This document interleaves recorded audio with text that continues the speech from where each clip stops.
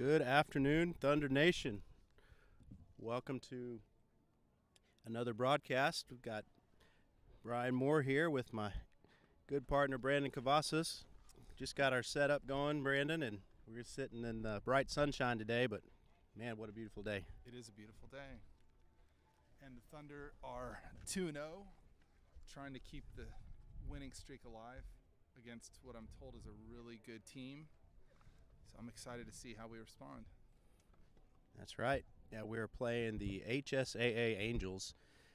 They're out of the Dallas area, and I know we saw them. I don't believe we faced them, but we saw them in action last year in the Florida World Series. And my understanding, their program has a great history out there, performing well. I think 5 out of the last 10 maybe years they've won the whole thing in the Division I out there. So just from watching them warm up, looks like they have a really solid club, great fundamentals, and so do we. So we should be excited about a great competition matchup here, and we're looking forward to bringing it to you. We don't have the lineups quite yet, but we'll get that, and we'll also find out who's going to be the home team after they do the flip. So, Brandon, you want to maybe give a little recap to folks for yesterday, those that weren't able to hear? Yeah, so the first game, I think the story of both of our victories has just been outstanding pitching by some of our young guys. And so the first game we played against the Texas Alliance of Christian Homeschoolers, and Seth Thompson was on the mound. He threw 86 pitches.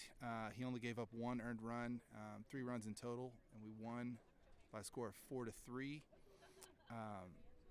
He just pitched a great game. All of the guys were just did a great job. And on the second game, we played the OKC Broncos, and we beat them 5-3. And Daniel Kramer was on the mound, and he went a little over 5 innings. He threw 76 pitches, struck out 6, and held a good lineup to only 3 runs. So it was a great effort by everyone. Lots of great situational hitting.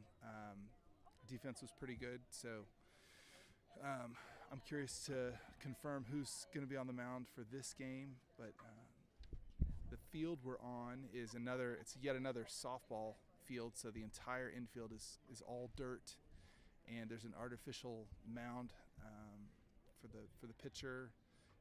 It's about 81 degrees now.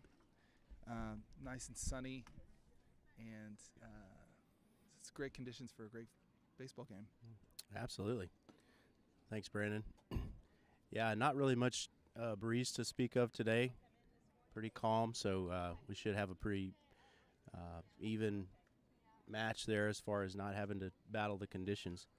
Sun is definitely an issue or a factor with no clouds, but just really perfect day for baseball here in North Texas. And looking at the fence, it's a fairly short outfield fence too, so we'll see if that comes into play with some well-hit balls.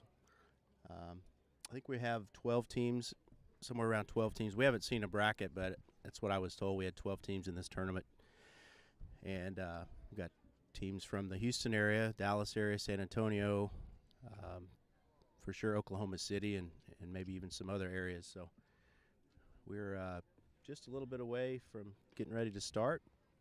We're watching our opponents circle up and have a word of prayer before they compete with us, and our team's already done the same.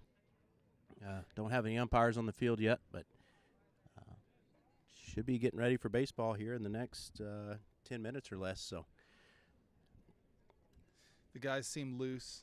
Someone snuck a radio into the dugout, and we were treated. They were all singing a little bit of John Denver before the game, so they seemed to be in good spirits. Yeah, they had the nice harmony going there.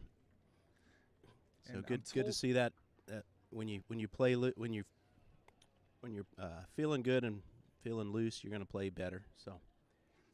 And I think I'm told that we have 2 games today. If we win one of those games, then we should be able to participate in either the consolation or championship bracket, at least the consolation bracket on Saturday.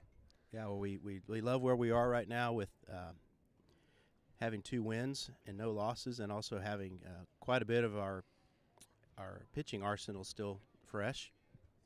So, yeah, you just can't say enough about how well our pitchers did yesterday, and our hitters also took advantage of manufacturing some runs and scoring, bringing some runners around, taking advantage of some errors, and just doing their part to keep the pitchers comfortable out there, not having to pitch from behind. So key to success was a lot of first pitch strikes and very little walks yesterday, both for Thompson and for Kramer.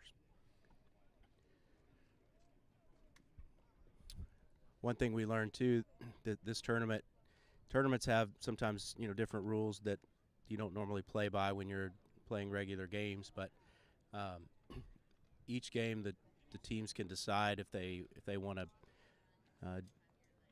bat just 9 in the lineup and then substitute like you normally do when you pinch hit or switch positions. Then usually that position or that player is not able to re-enter the game.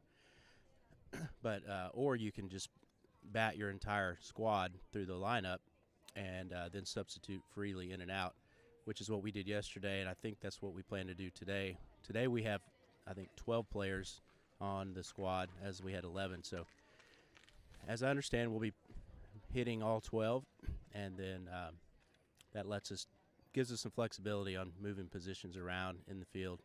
So some good strategy. And then also on the pitching, there is a rule where for every pitch a pitcher pitches, he has to have an hour of rest, meaning you basically have to stay under around 20 or so pitches if you want them to be able to pitch the next day.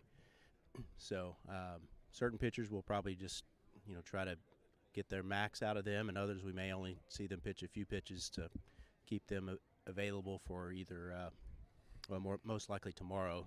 Wouldn't be so much for next game, because our next game is just immediately following this one. So we'll see how that plays out. That will explain if you hear some more frequent pitching changes for us or for the other team. So we are seeing our umpires enter the field, and I think we're going to have the same gentleman behind the plate as we had last night, who was just a great umpire and made it really fun. I'm a big fan. Yeah, I think if I saw right, Brandon got his autograph afterwards, and they took a selfie or something. So, but he's waving at us, so he knows he's being made famous on the airwaves again. So, but no, it was fun. Had a good atmosphere. Just a great atmosphere here we have at this complex. It's in Arlington, and looks like maybe a municipal or public park, but it's probably got 12 or so fields, and just a nice crowd of families and friends that are joining. So yeah, it's been great. We haven't had many controversial calls, or sometimes there's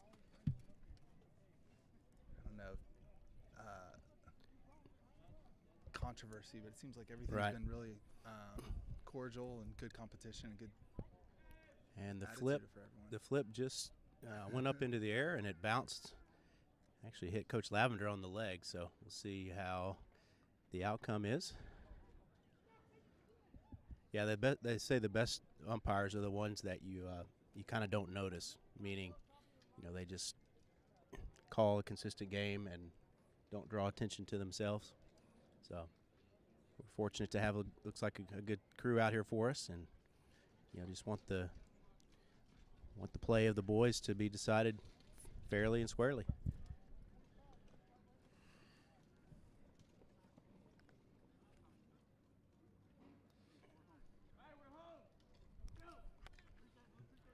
All right, sounds like the Angels won the toss and chose to be home.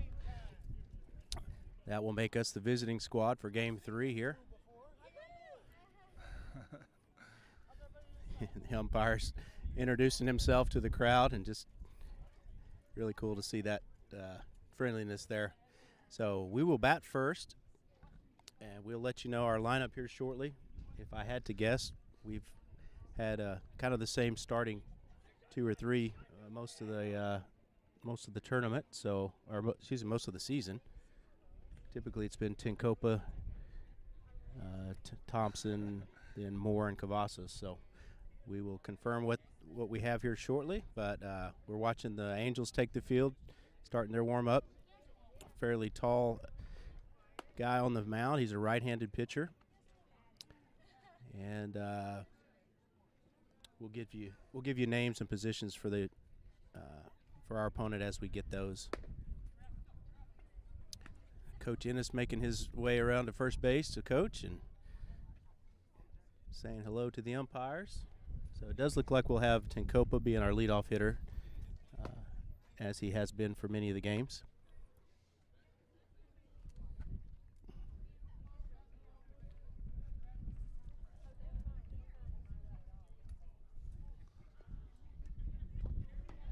Starting to feel a little bit of a breeze pickup.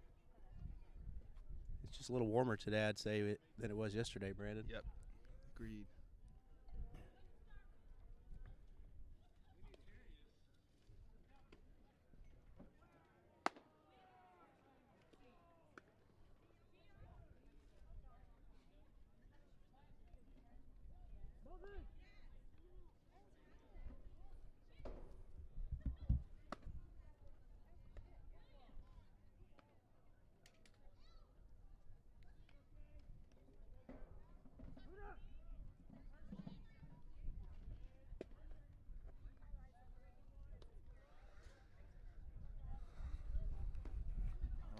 And from the looks of it, we're about to get started here with Seth Thompson leading off, actually. So maybe they switched up the 1 and 2 hitters. You're right. I saw Tinkopa over there. He's on deck. So we've had that combination the first part of the season, so we'll see how that goes. Catcher on the throwing down after the warm-up, he seems to have a pretty strong arm. I'll be curious to know how aggressive our guys are going to be on the base paths.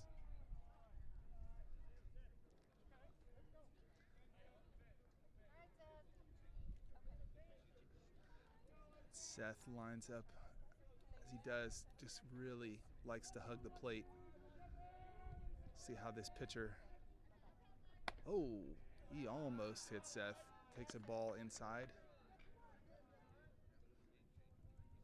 Maybe he's not pleased with Seth crowding the plate like that and trying to send a message perhaps, I don't know. Hey, the whole box is the hitters. And he takes that one right down the middle for a strike.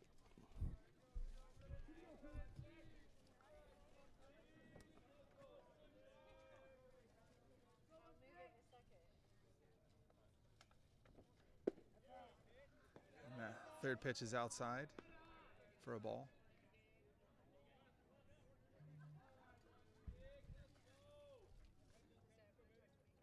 So the count's 2-1. That's another ball outside. Let's see if Seth's able to work a walk. Hitters count 3-1 right here. Takes a good cut at it, a little bit late, fouls it back.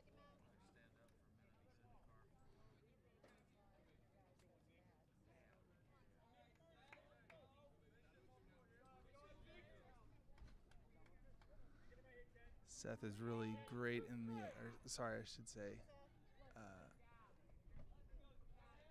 Seth is really great in the leadoff spot. He works full count. Oh. He drives that one to the opposite side. Looks like it's going to, oh my goodness, what an amazing catch. I was sure that was a double. The right fielder with some great speed made a fully outstretched catch as he was running straight towards the fence. And you just got to tip your hat to a great defensive play right there. That was extra bases. Yeah, Seth really had a great at-bat to drive it in the gap on a 3-2 count. Just great, and that right fielder really covered a lot of ground to track that ball down. Let's see what Seth Tinkopa can do, their number 2 hitter.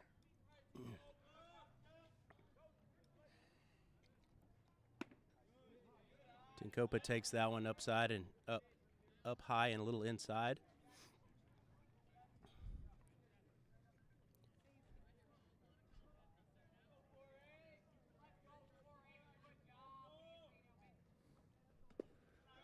Good eye on that one to take that one low. One hopped in on the catcher. So our order, we got Thompson, who just batted, Tinkopa, Moore, Cavazos, then Lavender, McDonald, Wilson. Following Wilson is Koch, Ennis, Kramer, Coggins, and Gunkel. So we will bat 12 today. The entire team's got to do their job and produce and contribute, which is an awesome opportunity.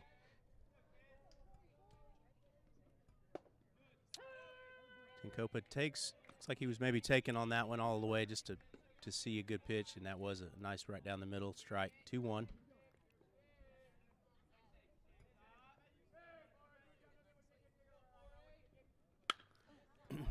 Tinkopa hits that one to the opposite side as well, but also to the speedy right fielder who's able to track it down. Another nice play made.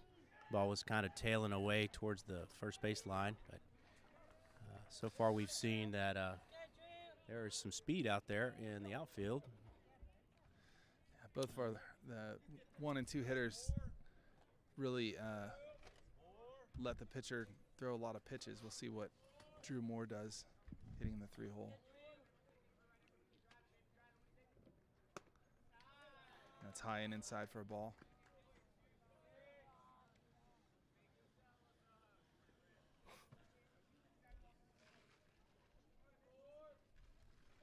So this pitcher looks like he's primarily a fastball pitcher. That ball was fouled right back into our living room. Drew had a good cut on it. Yeah, he's pitching from a sometimes from a wind-up, sometimes from a stretch. He threw that last pitch from a stretch, and now he's back at a wind-up. He's mixed in a few sliders, I think, but it's primarily locating the fastball around the mound. Yeah, Drew chased one a little bit too high on that one. It was rising on him, so he swings under it. Brings the count to 1-2, I believe.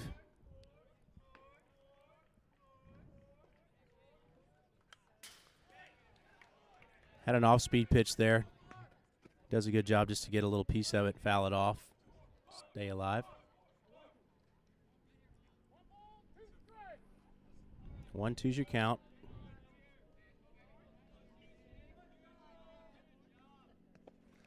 Good take on that one. Low in the dirt.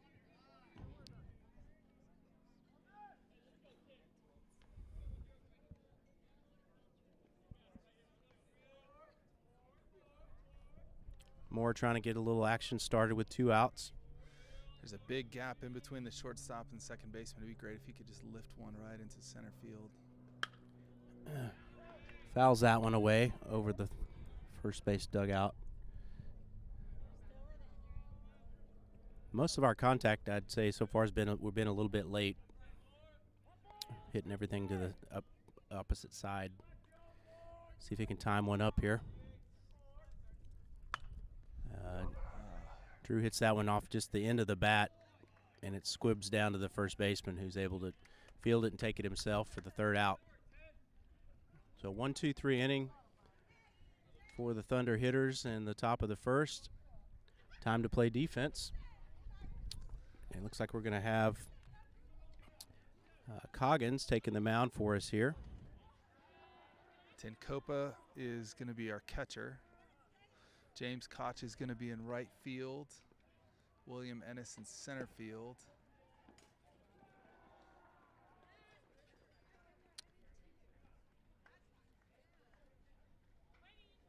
Looks like it's got Lucas Lavender at 3rd.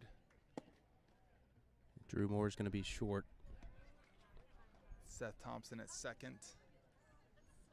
Jackson Cavazos at 1st. And in left field is Wyatt Wilson. So this is going to be the first appearance for, at least for a while, in the varsity level for Coggins. And he is a right-handed pitcher. He bats left-handed, but he throws right. And it's also first in a while. We've had a little bit of time behind the plate with Tinkopa, but it's been a little bit since he's been back there. But got some great experience as a catcher.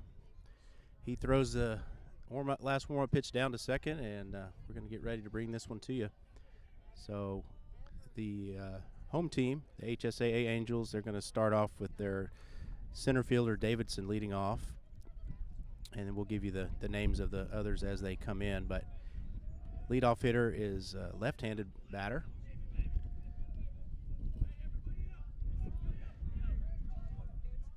A lot of chatter coming from their dugout as they get kind of pumped up, try to get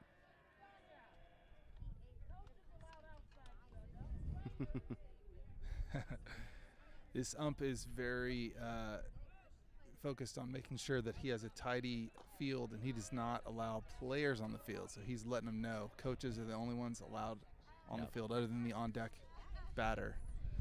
But in the last game, there were some players that spilled on the field, and he stopped the game to make sure they got back in the dugout. Ooh. Nice first pitch that just missed on the outside edge for a ball one.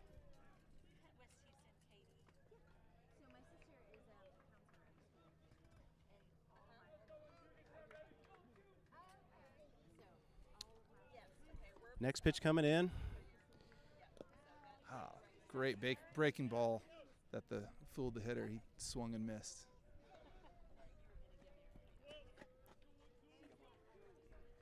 So that evens the count at 1-1.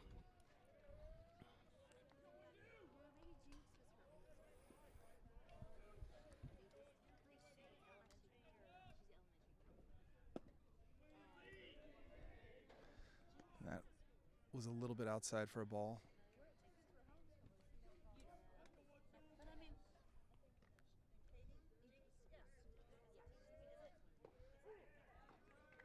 Coggins is shaking off a number of Seth signs, and he gets the one he likes. Throws a fastball that runs inside for a ball, and Seth Tinkopa wants to talk to his pitcher a little bit. Yeah, they haven't worked a whole lot together as a battery, so understandably they may be still trying to sort out their signs and just their strategy. 3-1.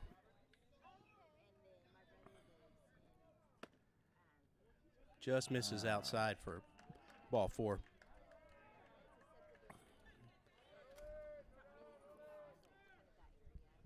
So leadoff runner on for the Angels. Stepping in next is a right-handed hitter, number 29. His name is last name is Brown. He's the shortstop.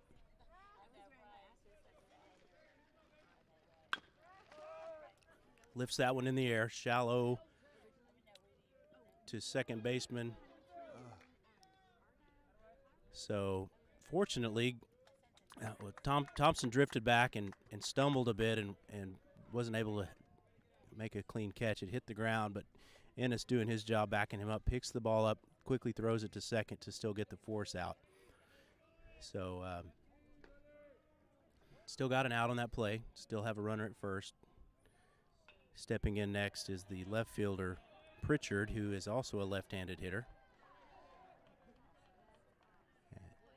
Quite a bit of lefties on this team, looks like. That was a great pitch that caught the inside corner for a strike.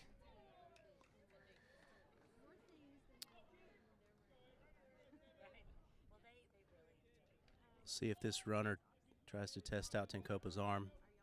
Looks like he's starting to increase his lead a little bit over there at first. Coggins comes set. He is stealing.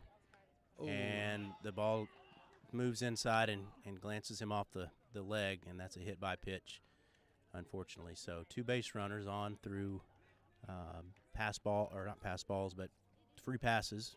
One walk, 1 hit by pitch. Coach Lavender wants to come talk to Coggins. Coggins has been doing a good job of, looks like he's focused on really hitting the outside corners of the plate. And this one just ran it, got away from him a little bit.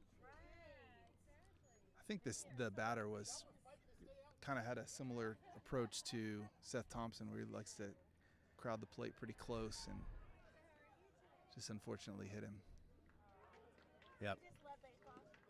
That's part of the strategy game. You know, hitters crowd in the box and they try to force him to throw strikes. So it looks like Coggins has thrown 8 pitches. real curious, as Brian mentioned, the rest rule in this tournament. The 20 pitch threshold is going to be an interesting decision point for our coach, see if he wants to preserve pitcher for a future game or let him go longer. So we got runners at first and second.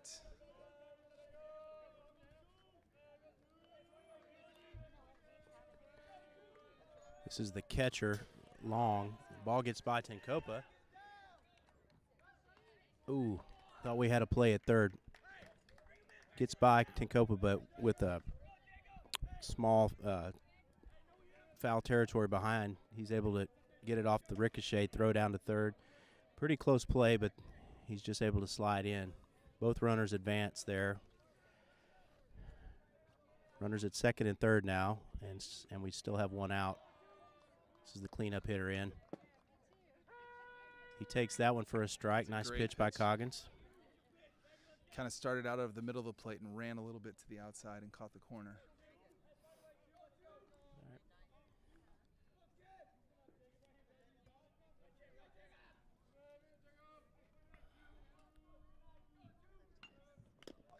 Ooh. Ball fouled back. This time he tried to get the inside of the plate, and the big cleanup hitter took a hack and missed. Caught a piece of it. Puts Coggins ahead 1-2.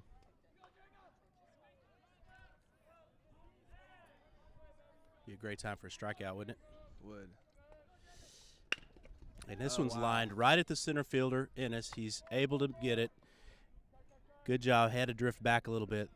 Runner from third tags up and scores, but the relay throw keeps the second base runner on base. So we do retire the second out, and first run comes across for the game here. 1-0 the score.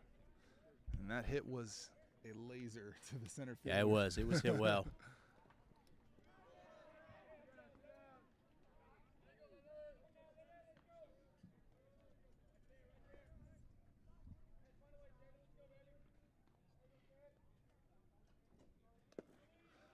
And that was in the dirt for a ball. Seth Tencopa does a great job blocking the plate and keeping it in front of him.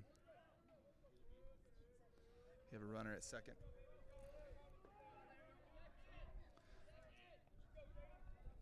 Two outs. Let's see if he can get out of this inning. Comes off the mound to mock throw to second. Gets the runner back, but he didn't throw it.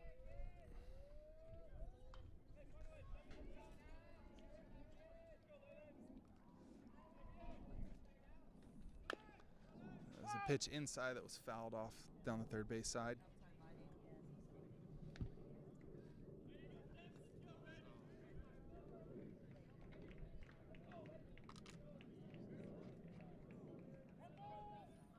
Counts 1-1.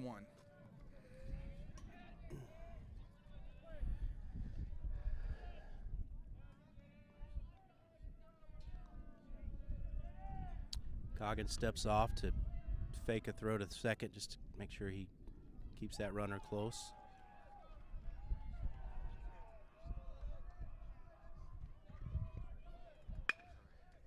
This ball is lined just through the gap between short and third. Oh my gosh. Wyatt Wilson, the left fielder, hesitates to throw it in, and the runner at third takes off and is able to get another run in. That was unfortunate.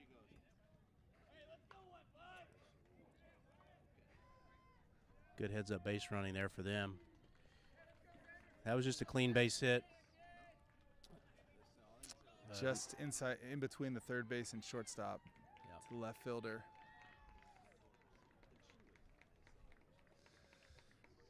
So now the Thunder down 2-0. Got a runner at first. And that was pulled foul down the third base side for a strike.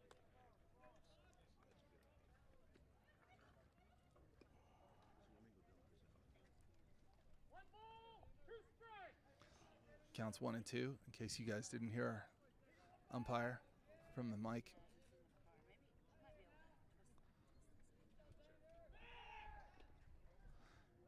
Coggins makes an aggressive pickoff attempt at first base. He slides in. Safe.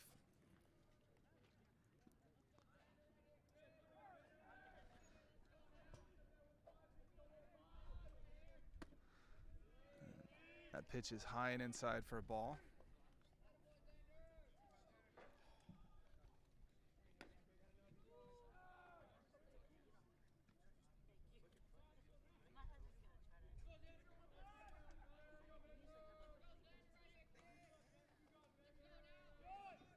The runner is going. Seth made a nice throw, and it looks like the base runner hit Seth Thompson. Yeah, there was a collision out there. Right where his glove was placed to catch the ball. It looks like his foot caught the glove. Seth stayed down for a little bit. He's up now, but he's walking gingerly. Not sure where he got, if he got hit or where he got hit. Well, Thompson did a great job hanging in there. It was a nice throw from Tinkopa. Just maybe a split second later or split second earlier would have had him. So Thompson hung in there, trying to get the tag on the runner.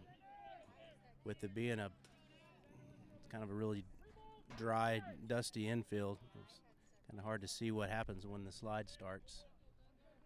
Another stolen base, another runner in scoring position for them.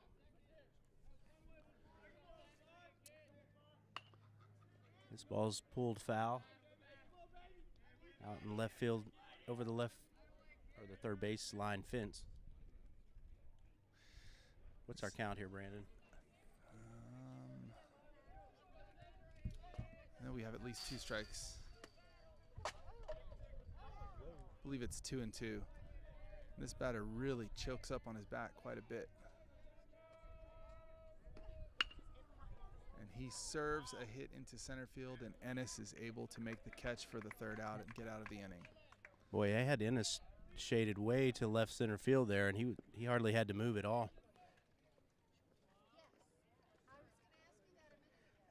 So that's all for the Angels in the bottom of the second inning, or bottom of the first inning, excuse me. They get 2 runs over the plate, and 2-0 is the score.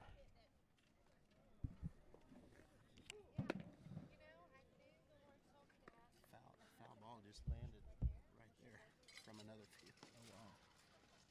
Did that ball hit y'all? Did it hit you? You okay? Which field? He's in the Looking dugout. for a ball? Yeah, I was coming to see it. Which field did it come from? Over there? That one back there. Oh my goodness. Huh.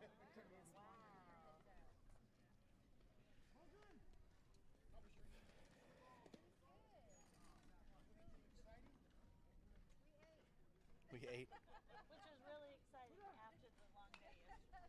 How was yours? Did you get some good rest? How long were you out here yesterday? That's 8 hours, right?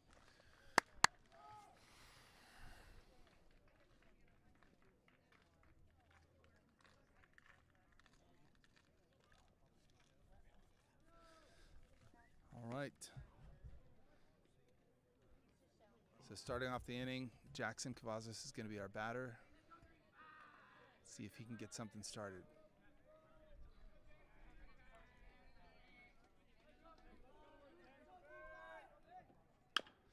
He takes a first swing pitch in between the shortstop and second baseman for a single.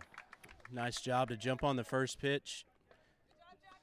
Jackson likes to swing at the first pitch if it looks good. Some of our guys like to work the count a little more and see more pitches. Mind taking his chances, swinging early in the count. Got Now Lucas Lavender stepping in.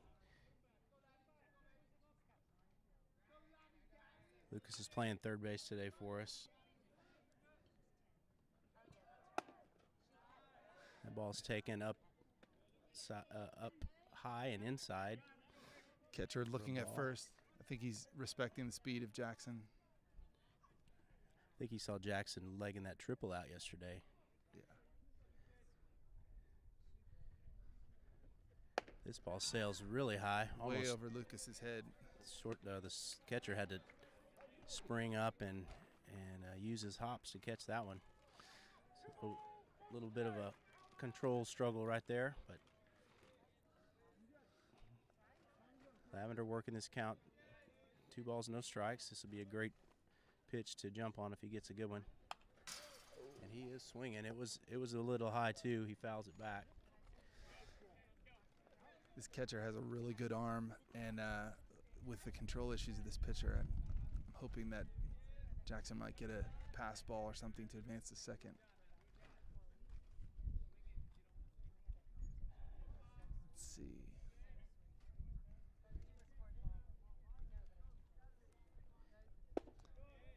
Ooh, that was a borderline pitch. It was just must have been a hair low. Lavender is a bit taller, so 3-1 is the count.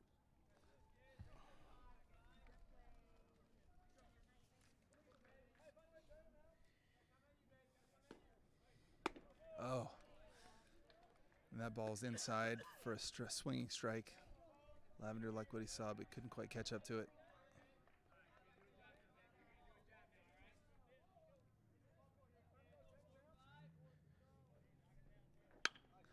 And Lucas sticks his bat out, and nice. Wow, takes a high hop to the shortstop was tracking it, but ball jumped up a bit and it went off his shoulder, and that causes he kept it in the infield, but was not able to make a throw to Lucas. Lucas is pretty speedy down the base path. So we have first and second now. Great opportunity to get something going here. Jared McDonald's at the plate.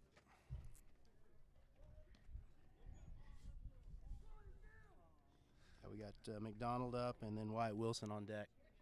The Angels wanted to have a little conference at the home plate. First inning was pretty quick for the Angels. They made quick work of us, and this is running into trouble with our first 2 hitters, and wanted to talk about it. All right, McDonald steps in. He's a right-handed hitter. He's had some good success this season. This will be a great opportunity to find a good pitch that he likes and hit it hard somewhere. He checks the runner at second. That's high for a ball. Yeah, good job laying off that one.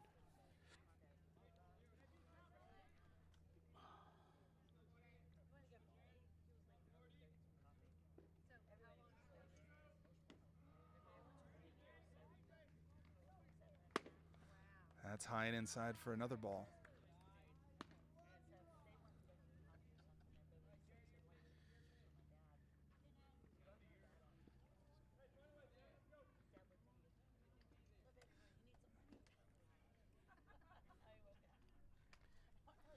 This pitcher definitely works a little bit slower than what we've seen from some others, so taking his time, coming set. And also another ball. Boy, catcher. I don't know if that was intended to go to second, but catcher from his knees threw a rocket.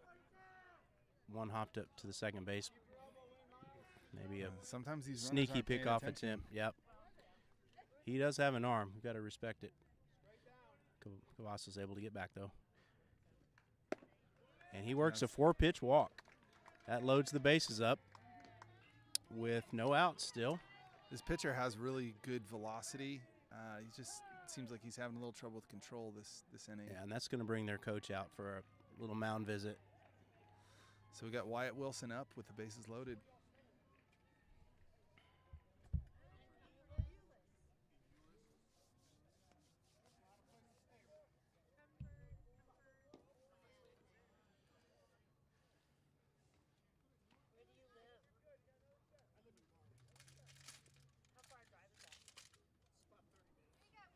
All right, mound visit is over. They're going to stick with the same pitcher that was just oftentimes they'll be giving some words to the pitcher to help him make adjustments and just kind of slow the momentum down a bit. This is a opportune inning right now for the Thunder. Still early in this game, but have a feeling that every run's going to be precious here today. Bases loaded. Wyatt Wilson steps in. So we got Cavazos at third, Lavender at second. and McDonald at first. It was a little bit inside, but Wyatt took a cut and fouled it. That was an off-speed pitch, wasn't it? I think so. So he was up there looking to swing at a good pitch. And 0-1's the count.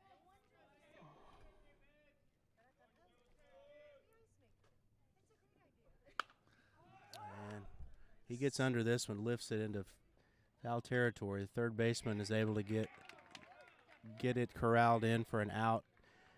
Unfortunately, too shallow for any kind of tag-ups to happen, and they get a big first out here. Got up under that one a bit.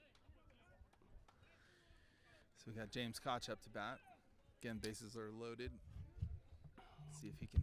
Good to see Koch back on the squad. He wasn't here with us yesterday for the first two games. Looking for Koch to get a big hit right here. And he goes, unfortunately, way too down and tries to chase that one that was way below his strike zone. Swing and miss.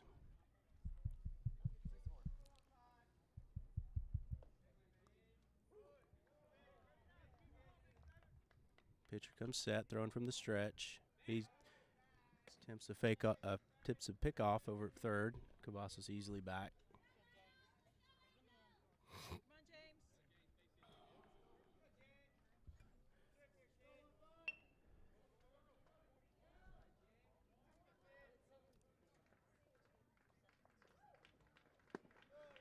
That was a little bit high, and he took a cut and missed. Yeah, he took something off of that pitch. James got out in front of it.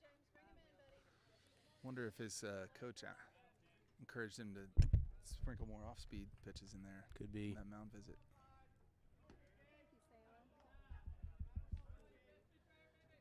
It's another off-speed pitch. Yep, It's that one inside for drifts ball. inside. Yep.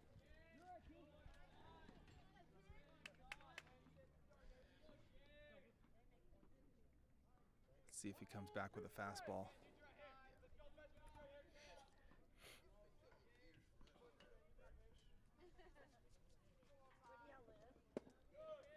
And that is a fastball just outside off the plate. Yeah. This umpire is going to be real consistent with his strike zone. This Koch is a tall kid, and he says, no, that wasn't at the knee level. So that pitch was similar to the first one that Koch went after. So The catcher goes up to the mound for a mound visit. Do you know what the rule is on the number of mound visits that are allowed? I wonder. no, I don't. I mean, when it's just there's probably not a limit on for just the catchers going out, but usually when a second mound visit comes from the coach in an inning, they have to change pitchers. I assume that's the rule here. That's way over Koch's head, which Yeah, he Koch tried an stands off speed there that he didn't have a good grip on, and it sailed. So Koch stands nice about 6'4", battle 6'5". going on here with Koch and this pitcher. Yep. This is a key pitch right here with full count. He puts it in play, and it's going to boot off the arm of the third baseman. That one was chopped shallow, and was going to be a tough play to get any out. And fortunately, it results in everybody advancing a base. We get a run in right there. Everybody advances a station. So 2-1's our score. Good things happen when you put the bat on the ball. I think with this all dirt infield, it's maybe harder to judge what the ball's going to do. Perhaps when that almost takes the head off of Ennis for a ball. When the ball hits the ground, it kicks up a bunch of dust and maybe harder to judge how it's going to bounce. That would have been a tough play for the third baseman. That was a great at-bat for James Koch.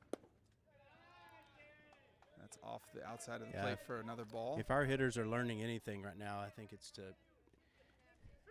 be a bit patient up there. I mean, there's a fine line between going up and taking too many pitches, but this pitcher has shown he's going to throw some wild pitches. And I think the pitch that gets us the most is the one that's a little elevated and we can't catch up to it. That was the case there. Ennis swung up underneath that one that was up up high and across his letters. 1-1. And that is a nice strike thrown right in there. So in the last pitch, he kind of elevated him with a high fastball. That one was a low fastball.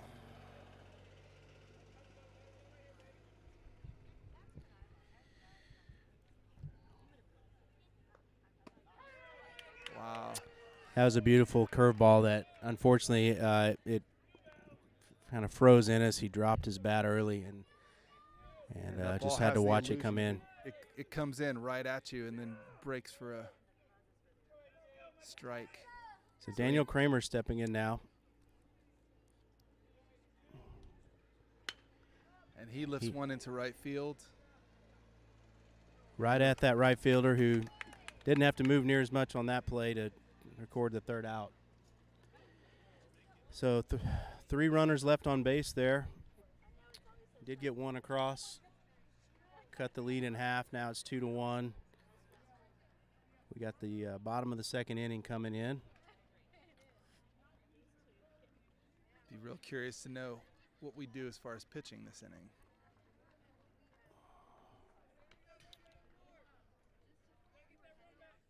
And it looks like I think we're going to still have Coggins out there. Yep.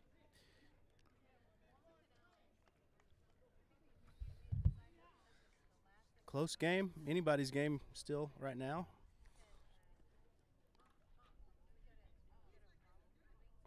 We'll just recap the fielding positions for those that may have joined a little bit late. Okay.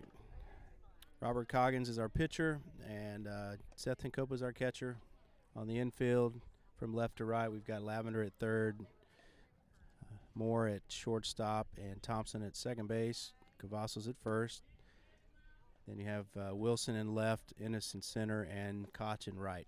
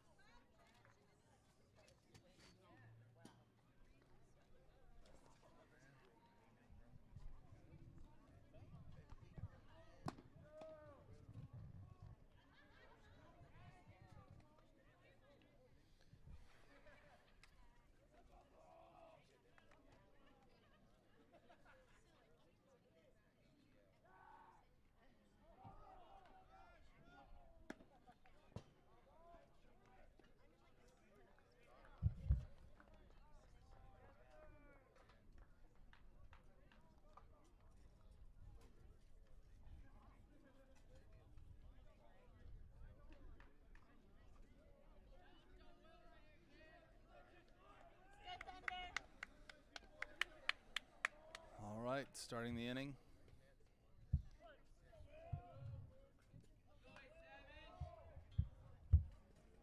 Got another right-handed batter. And Coggins drops in a strike for the first pitch. Coggins has been doing a good job of moving the ball over both sides of the plate, changing up speed. He's facing a lot of very disciplined hitters. And this ball is hit weakly down the first base line.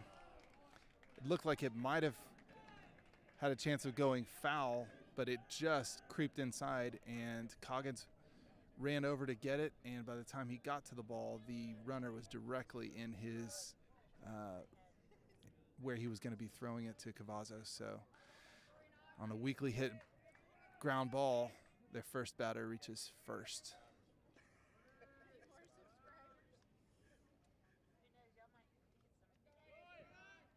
And on the first pitch, runner goes to second.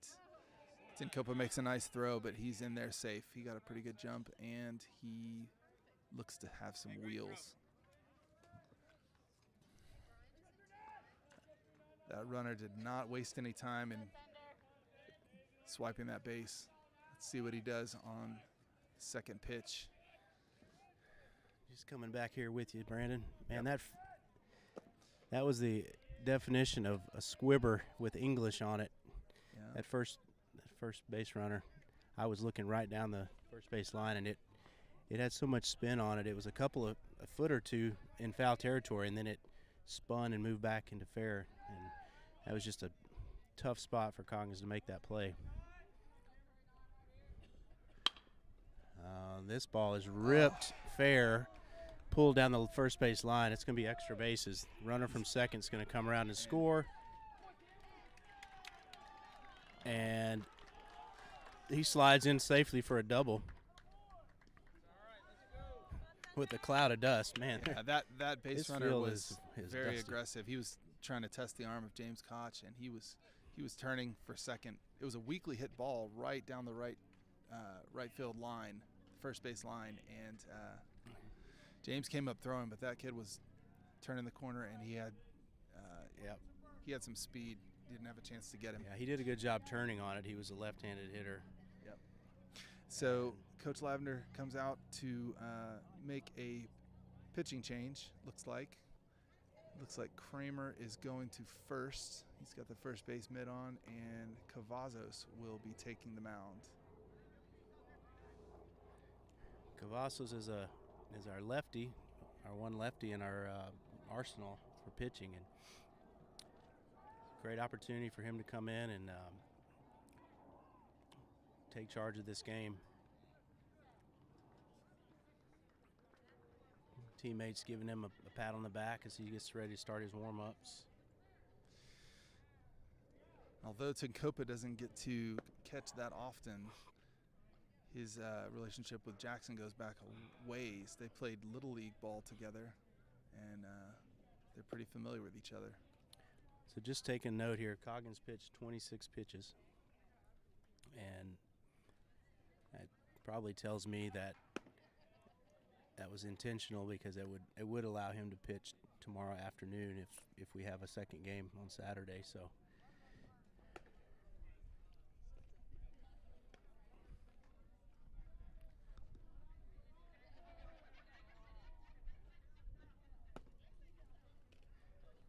looks like the Angels took the approach of just batting 9 in their order, so they can't freely substitute like we can, but this is their pitcher,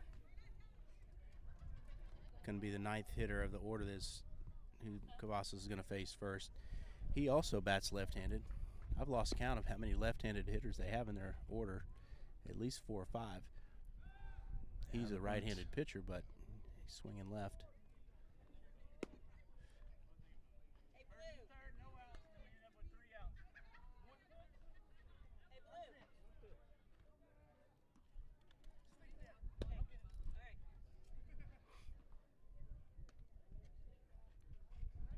So our situation here as we get ready to get back going, 3-1 is the score. No outs, runner at second base, the number 9 hitter stepping in.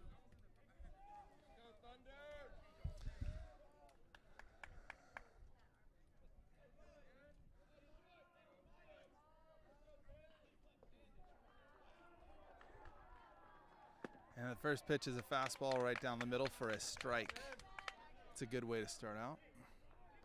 Let's see if this runner on second seems to be an aggressive base runner with good speed. Let's see how Jackson, he's able to hold him on. And another strike fastball. Couldn't catch up to that one. Actually tipped it into the mid of Tinkopa. Yeah. So 0-2 count. It's a good way for him to start out. Let's see if he mixes up any off speed or if he sticks with the fastball. And it's another fastball right down the middle and fouls it back. Count's still 0-2.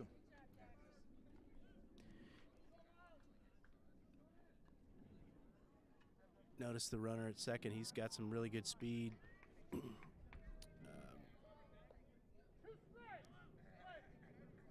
Yeah, he's that right fielder that has made such great plays out there.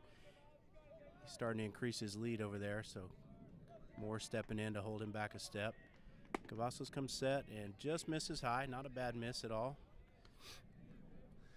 Jackson is setting up on the left, on the third base side of the rubber. He's on this artificial mound that builds the mound up higher than a typical softball mound is. And that one gets away from him. Ball high.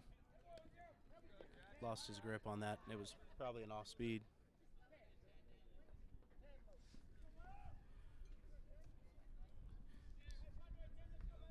Two twos the count.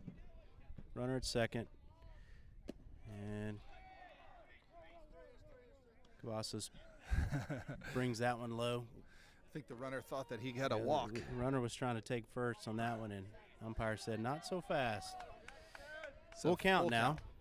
This hitter's worked an 0-2 back up to a full count. Big pitch coming right here. And he gets him. Swings and misses that up. Ball low, a little bit low and away. Perfect place to put it, and big out. First out for the inning for the Thunder. And once again, another left-handed hitter is stepping into the box. I think they're back to the top of the order with their center fielder, Davidson.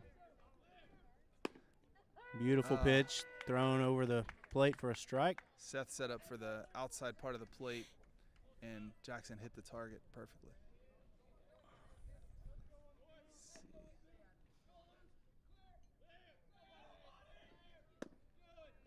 Low and away, ball one. Looks like Denkopa was setting up on the inside of the plate that time, but Jackson missed the target.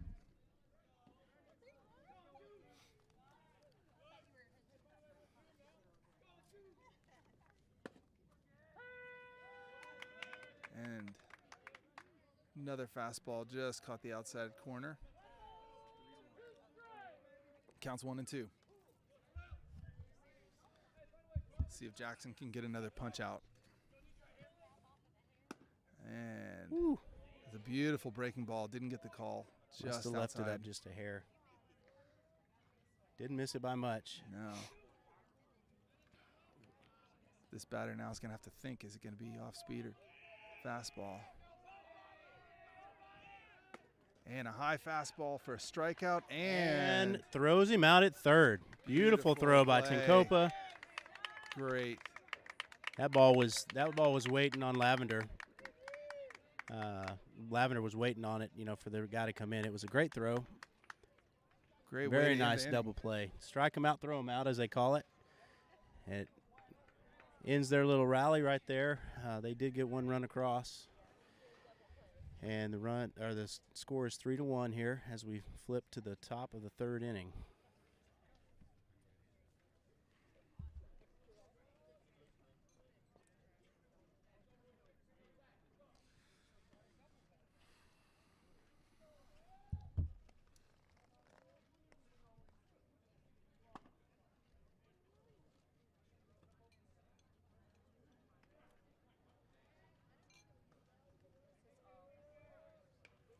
Just want to say thanks for those that are listening this afternoon.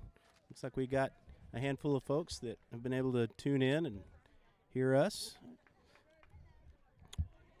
Got one text from a family member. They can hear us loud and clear, so thankful for that. And hard to beat this weather out here today.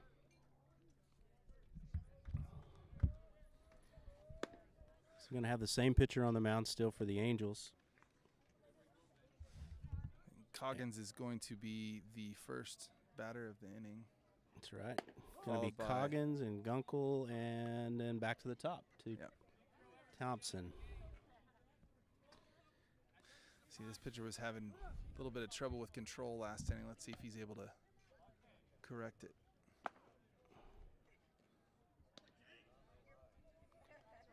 Well, we've said it before, but this catcher has a really nice arm. He does. He throws a ball on a line in his throw down there during warm-ups. He blocks the plate well. He's a good. He's got a lot of good strengths as a catcher.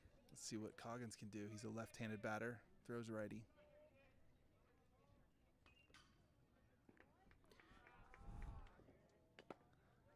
And he takes a swing at the first pitch and fouls it back behind the catcher, and it's for a strike. This pitcher's up to 44 pitches already. So clearly that's their plan to go as far as they can with him today. Coggins again fouls it back. Yesterday, Coggins had a really nice hit where he went opposite with it, went right down the third base line. He's a left-handed hitter. See if he can do something like that again. Takes a good cut, gets just a piece of it, and fouls it off the catcher's chest guard or chin protectors. Still 2 strikes on him.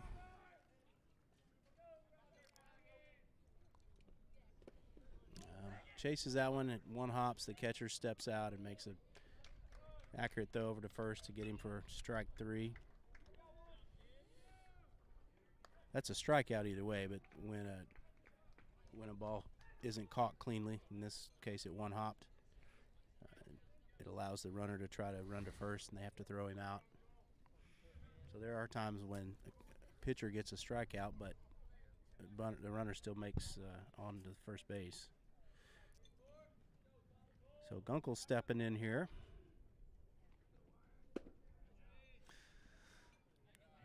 Yeah, that's a ball outside. Yeah, good take there.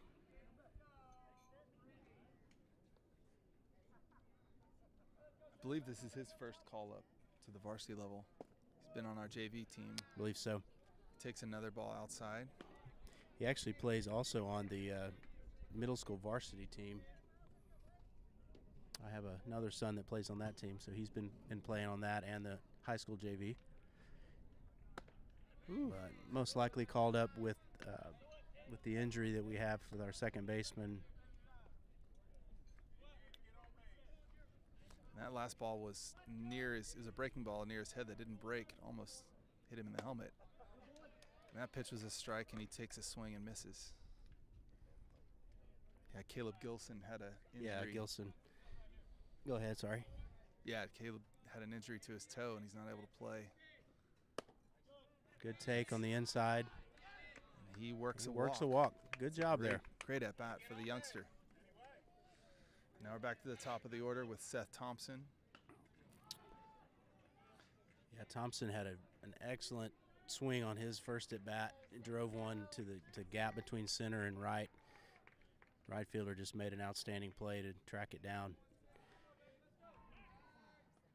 Oh, this ball gets away. Gunkel decides not to try to test the throw, and he stays at first. Seth really likes to see a lot of pitches. Let's see if he can get this pitcher's pitch count up. I think he worked to a full count his last at bat. I think you're right. That's that high one's for a ball. extremely high. Yeah, so far this pitcher has shown us he's got a tendency to just lose control of his strike zone. Definitely don't want to help him out and chase anything. Gunkel takes his lead. He's stealing, and he's got a. Actually, didn't have a good jump at all, but the throw is 1 hopped in, and the shortstop's not able to handle it. Karam's off of him, and that allows Gunkel to be safe at second. So, good job putting some pressure on them, but also a break that went our way there. So now that this puts is the runner type in. of catcher. You're going to need a really good jump if you're going to beat his arm. That's right. He's got a quick release and a strong arm. Oh my goodness! Ooh. Thompson takes one. Yet another one. Takes one off the middle of his back. Oh. As we mentioned, Seth leads the team on base percentage, and part of that is his approach. He really crowds the plate close. But no matter where you're, that one's going to hit you no matter where you are in the box. Seth wears a big guard over his left arm, but that one is a square in the middle of the back. But tough kid. He's on first. Now we have runners on first and second.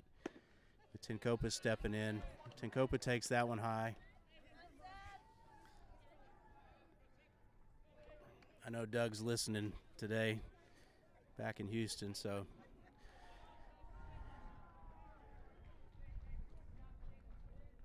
Oh, that one almost hits Tenkopa. That one is inside. Very wild and inside. pitcher walks off the mound, I think he's to take a second to gather himself with some of these. Yeah, he's clearly misses. a bit rattled right now. A lot of chatter coming from our dugout, encouraging Tinkopa to pick a pitch out and try to do something good with it. He does get a good pitch, but he's That's a taken. strike. He decided he's going to force this pitcher to regain some control. So still in control of the count, 2-1.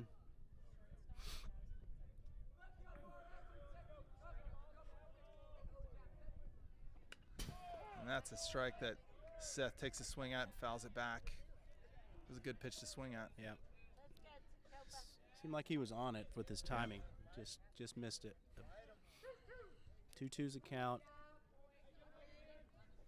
Really big situation right here. Looking for Thunder to try to do something here with these base runners. Pitcher steps off the mound and steps towards second base. Gunkel slides back safely. Like to see Gunkel extend his lead a little bit over there. He attempted to throw a breaking ball that just sailed high, didn't break.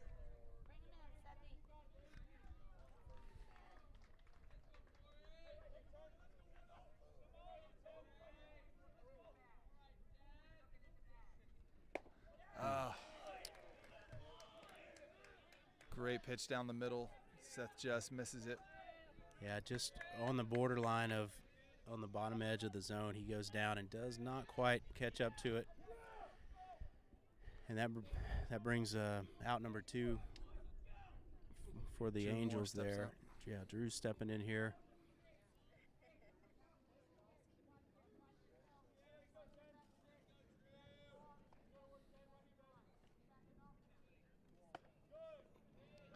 That That's ball's a ball bit on outside. the high side of the zone. He takes it.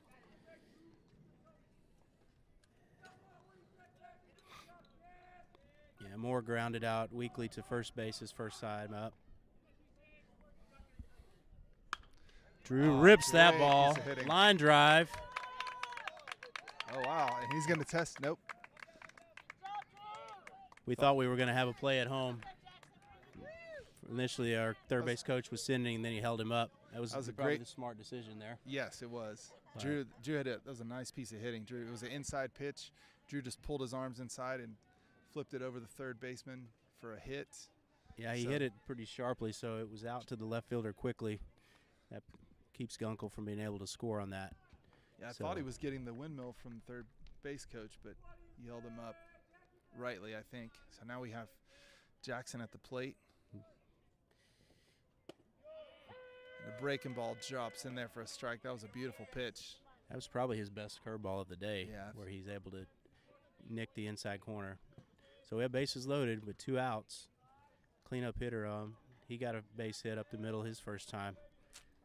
We would love for him to Calls for time. We'd love for him to copy paste that.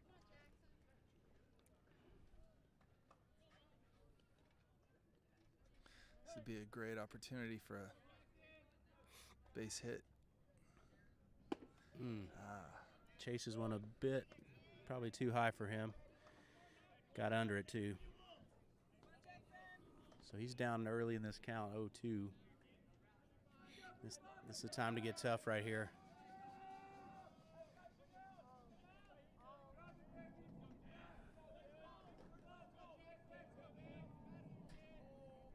Oh, That's in the dirt. And Grunkel's going to try for home. and he's safe. Yes, sir. He is safe. Woo, he comes in head first. was The a umpire, gutsy play. paused. Yeah, there's not much foul territory here, and the catcher did all he could to retrieve it and pitch it, but just a good enough jump for Gunkel to get in there and score a much-needed second run for us. Gunkel had a good secondary lead off third, and when he saw it, he made the quick decision to try for it.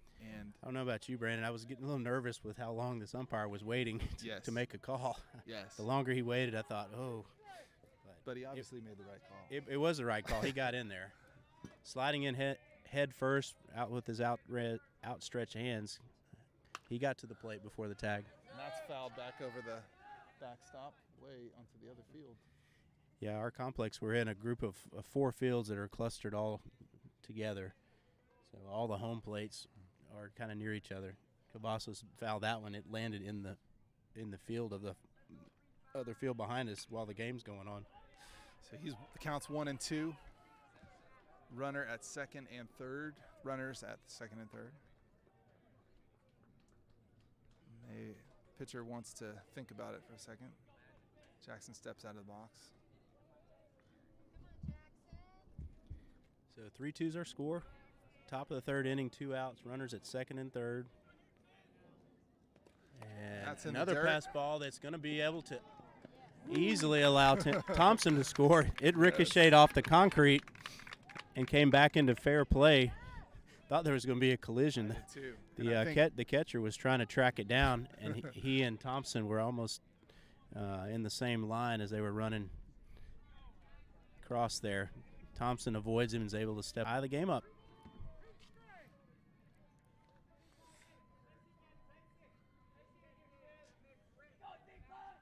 So any kind of base hit will score Drew Moore. And that is what we got right there. Oh. What a piece of hitting by Cavazos. Awesome. Wow. Drew Moore scores, and we take the lead, 4-3. Boy, he drilled that. Yeah. I mean, could not have hit that any harder. Line drive over the second baseman. And that one was not able to be caught by the right fielder. That got down on the ground quickly. Cavazos gets a clean single, RBI, and just like that, we've produced all of our base runners so far today. That was another great piece of hitting with a 1 and 2 count going opposite field like that. We've done a really good job working the count deep today, and oftentimes that you're going to have. That was a beautiful breaking ball that came in for a strike on Lucas. Well, I thought that one was way inside, but somehow must have magically caught a little piece of the plate. And that one's Lucas. driven, and unfortunately, right, not too far away from the center fielder. He hit that one on the screws as well, but they record the third out. So some offense. The Thunder take the lead. Waking up for us. Yeah. We had some really nice production going on there from our. We started off in the bottom of the order and flipped it over and got the runs across. So we are now with the lead, 4-3. Yeah, I think we were able to take advantage of some wild pitches from their pitcher. Their catcher, they've got a great catcher, but he wasn't able to block some of these pitches, and we were able to take advantage of it, and we had some great hits. Jackson's going to take the mound a little bit. I feel like body language is kind of perked up after that last inning where Jackson got the punch out and the throw out at third to end the inning. The guys were really fired up.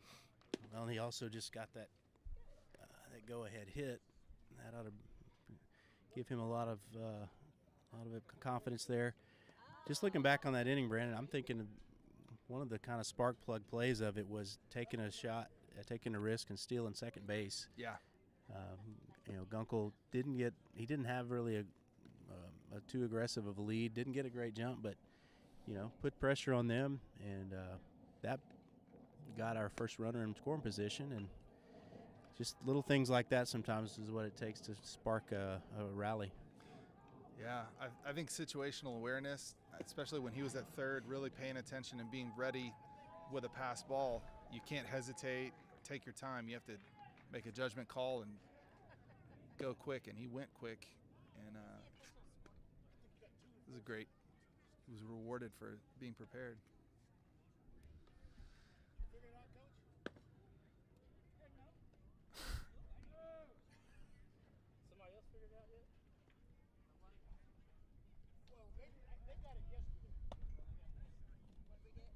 What's the question? Runner on first and second, no outs. Let's go Thunder! You get 3 outs with no defensive plays.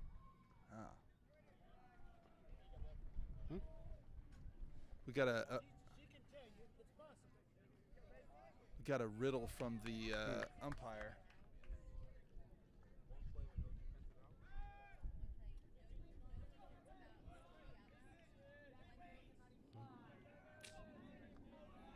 This umpire does it all. He engages with the crowd and puts riddles in our Oh, just outside for the first puts pitch. riddles on us. Yeah. Trying to figure out. So no defensive position changes for Thunder from what we had last inning.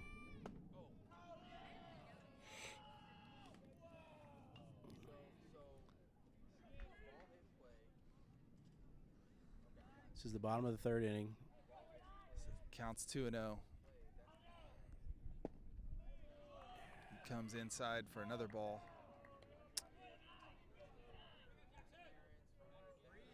And the Angels are chirping at Jackson. Let's see how This is their shortstop Brown in. Oh, And he works a 4-pitch walk.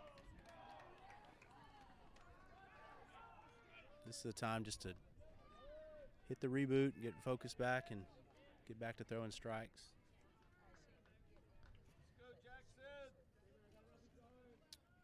When he came in last inning, he was pitching everything from a stretch, was he not? I think he was. So this was his first go at a windup.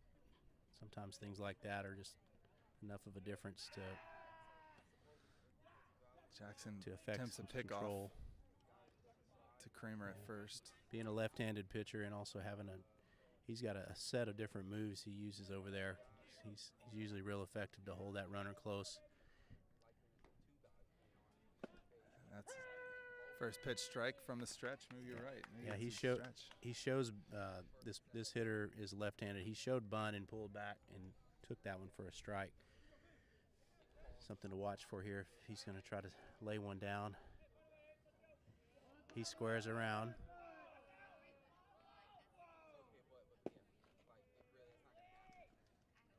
He squared around real early and held it the whole time. Cavazos was fixed on the first base runner and threw a little bit low there. See, Lucas is our third baseman. He's creeping up. Play the bunt, maybe. Maybe a little bit too much attention to the first base runner and not to throwing strikes right now. Coach Lavender's coming out to visit I think Jackson. he might have seen something about his mechanics or something. First and second. No outs. Pitcher pitches the ball on one play. You get 3 outs. No defensive plays. Can't catch the ball. You can't take the guy out. Can't throw a guy out. How do you get 3 outs on one play? And he throws a pitch to home. Runners are on first and second. And he throws home? No outs. So the riddle. Pitches the ball. Okay? We have one play. We get 3 outs with no defense. So the riddle for those of you listening that the umpire is posing is if you have a runner at first and second, no outs, pitcher pitches the ball, how do you get 3 outs without any defensive plays? So you know the answer. Text us. And the first pitch after the I mound actually visits have a the strike. guess. I have a guess. I'm going to wait and ask the umpire.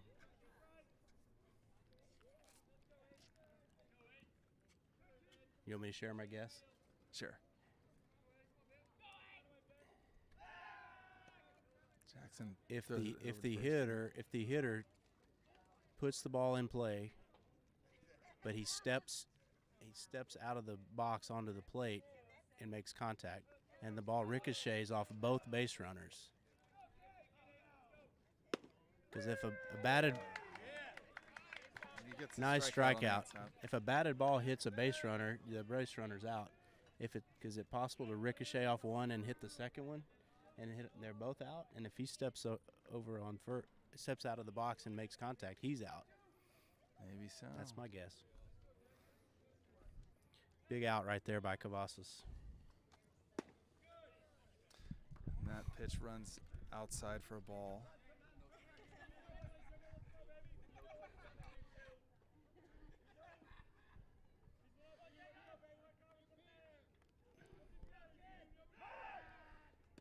Jackson throws it over to first.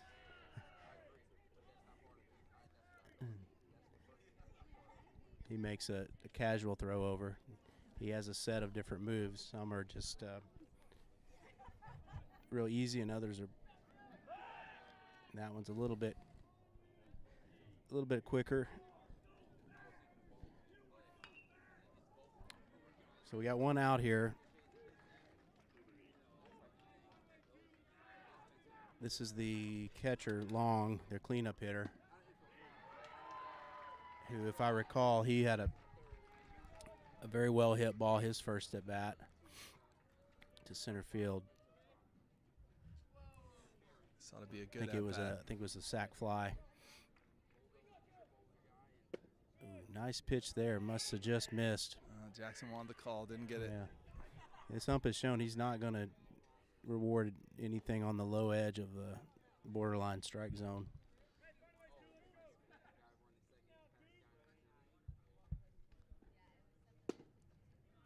Ooh, where was that one?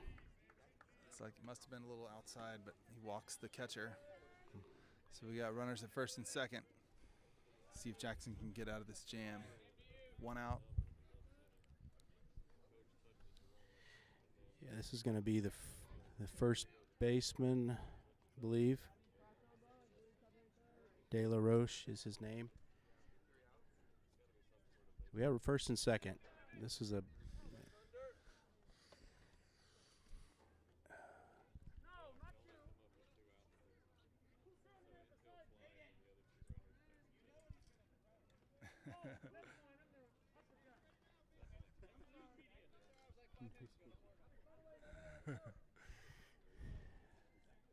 umpires enforcing all the players to be in the dugout, but one of our players was out there with a glove protecting our photographer.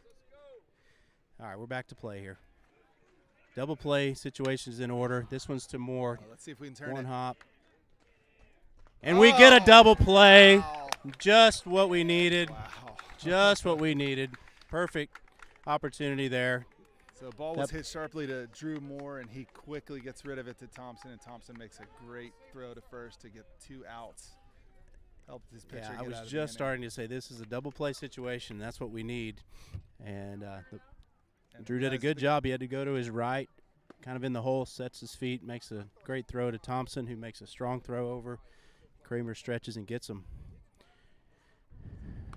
No runs come across there, Yeah. and Our guys are pretty pumped up after. yeah, the inning way. that can propel them into even more success right there. They're Looks like huddled, we and got a pitching change here for the we do. other This team. is let's see if we can get. It's another right-handed pitcher. He's a little shorter young man. We'll get a name on him when we can. All right, so we're going to be going to the top of the 4th inning. Probably about a little over 30 minutes left with the clock on this game. We're going to have. So there's more debate about this riddle Yeah. over here.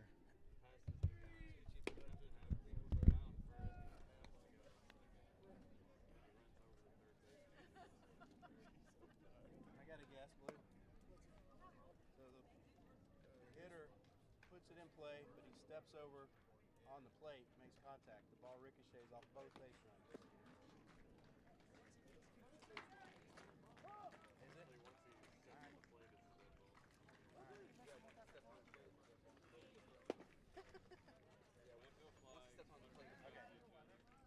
It's a crazy scenario. That's all I can think.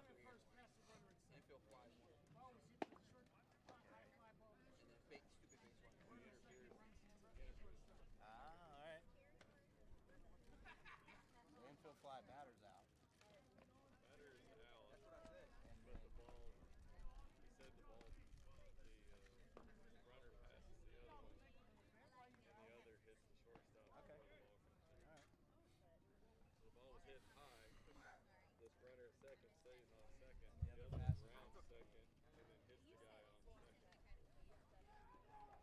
Anything's possible in baseball.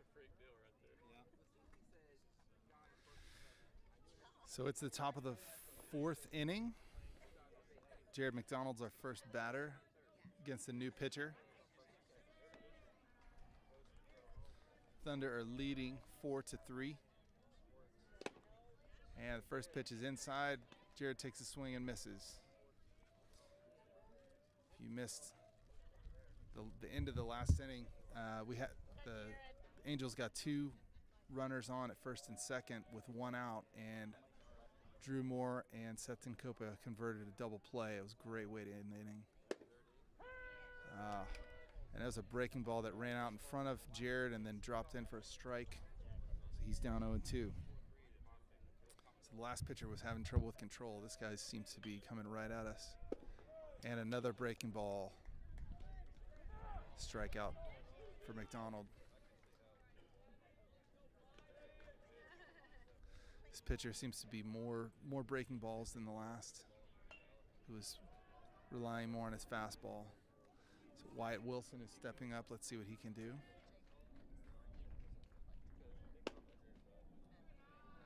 That's a ball.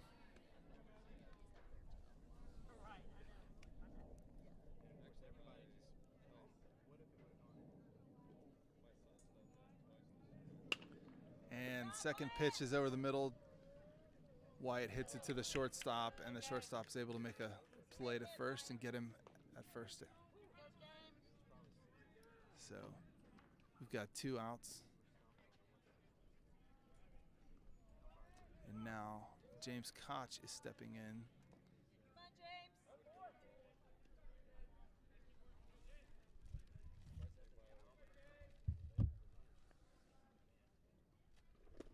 And the first pitch is a little low, and he chases it and misses it for strike 1.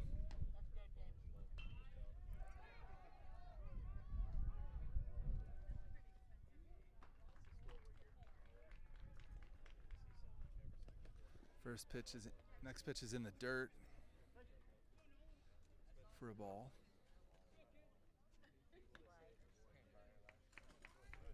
Counts 1-1 to James Koch.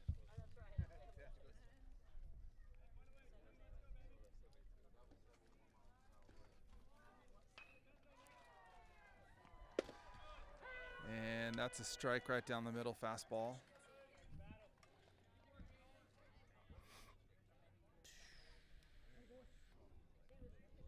Rejoining you here, Koch is down 1-2. And he chases another one low. So That's been his weakness today, going after pitches that are way down too low. So that ends the inning. This new pitcher did not seem to have control issues like the last one did. Nope. He retires our first 3 batters in short order.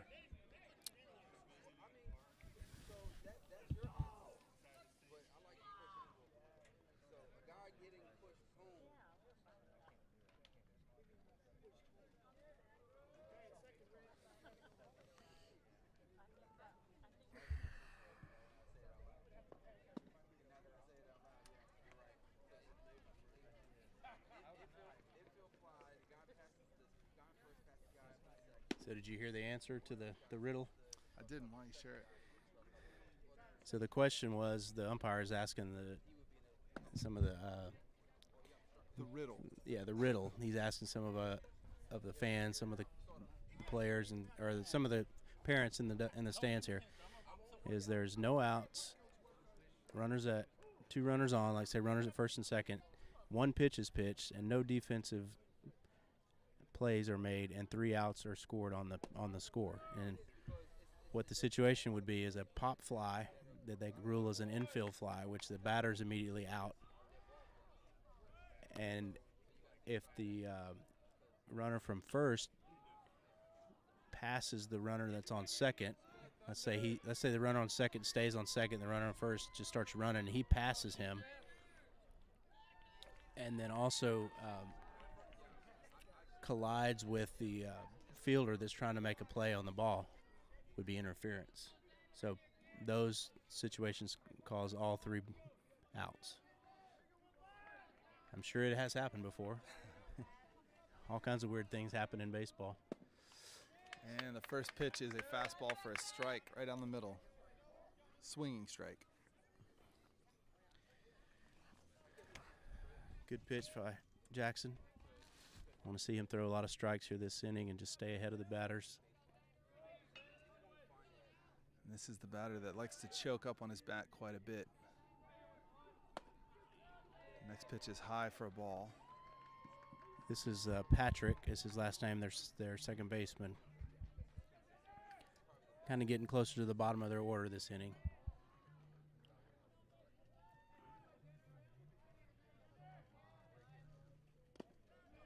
Misses low there. 2 balls and 1 strike.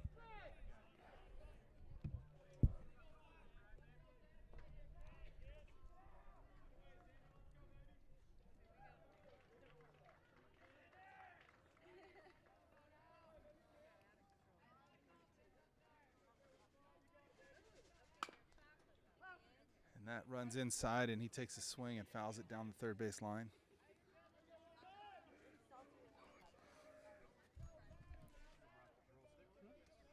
Counts 2-2.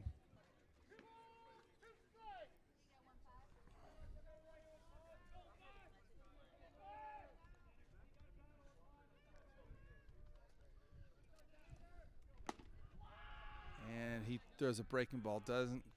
Doesn't break quite enough. Stays high in the zone for another ball. So the count is full.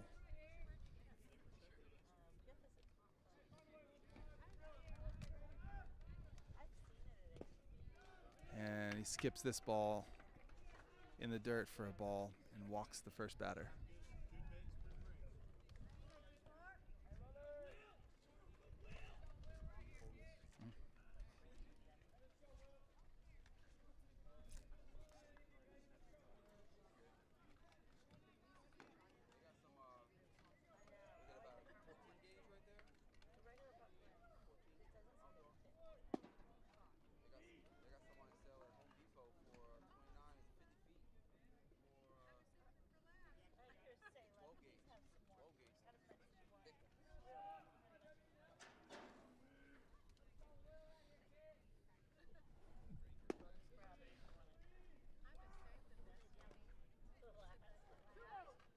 See, the count is 2-0 to the second batter of the inning.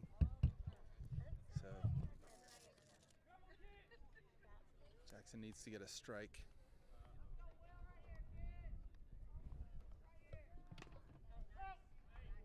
And that is a strike. He made partial contact. It sounded like it hit Tincopa, maybe. Counts 2-1.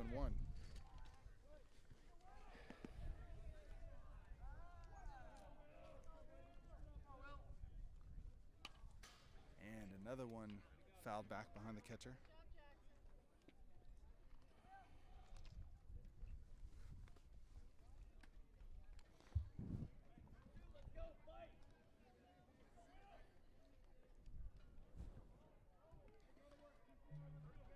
Counts 2-2.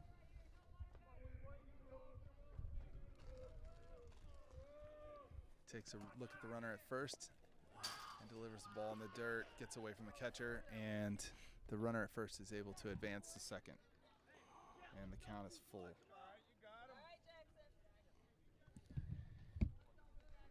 Yeah, time for Jackson to reset right here a little bit. Really important at bat. There's a breaking ball that comes inside, and he walks this batter. So he's Tincopa walked calls to time and jogs out to have a little chat with his pitcher. That's going to bring all the infield in just to give him a little bit of encouragement, remind him that they're back here. They're going to get his back with anything that gets put in play. Stepping in now is another left-handed hitter, the right fielder, who had a double his first at bat. His name is Lawson. First and second, no outs here with the home team Angels definitely threatening. Bottom of the fourth inning. He's showing bunt. He's going to bunt it foul.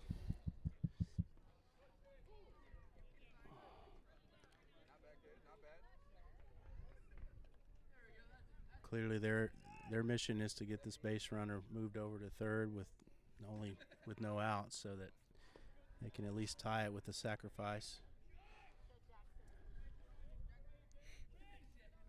He squares again, pulls back, takes it high. Ball 1.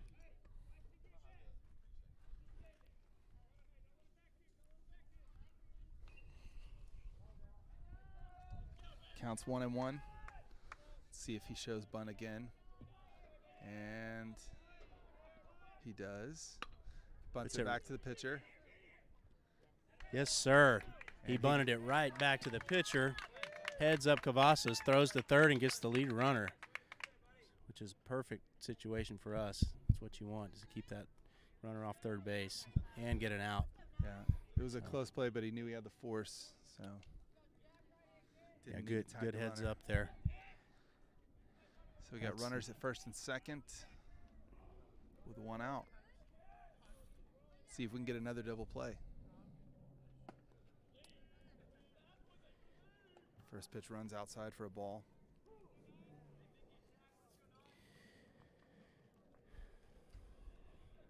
Yeah, the Angels did us a favor there with a misexecuted bunt. Dare I ask for another double play right here? Yeah, that would be great. This would be what we want. The second pitch, he throws a fastball down the middle, and the ball is fouled over the catcher. So it counts 1-1.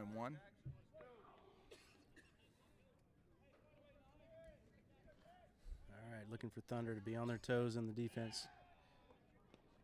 He steps off and makes the throw to second base to hold the runner on. Cavazos does throw to second. Well, he threw to the second baseman, which is a few feet away from second. I think they may have been a little crossed up on that. The ball's inside. blocked by Tinkopa. Good job there.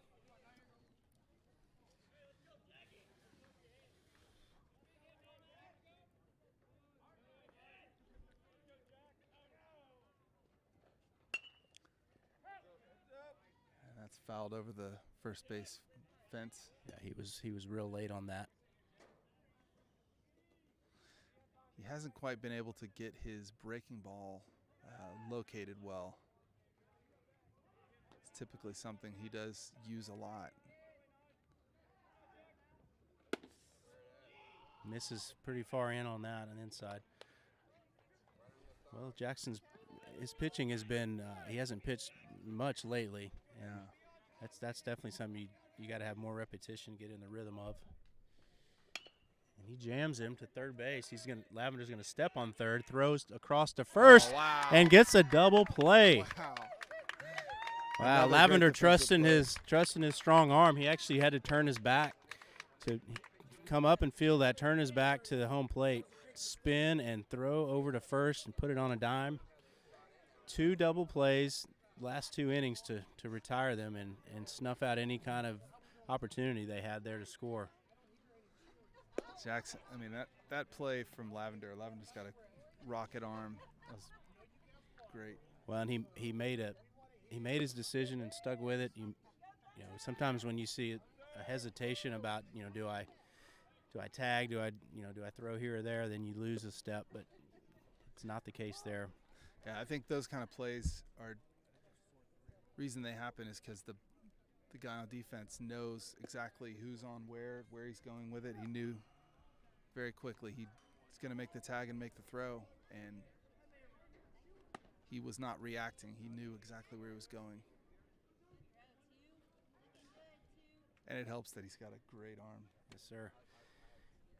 Those are the plays that it just builds up the whole team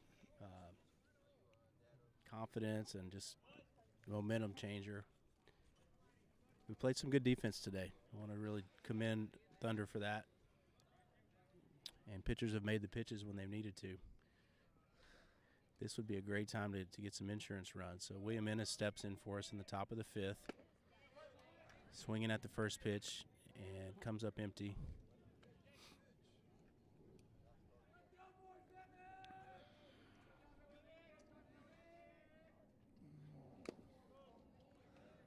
Once again, swing and miss. He might have got a little piece of that one, tipped into the glove.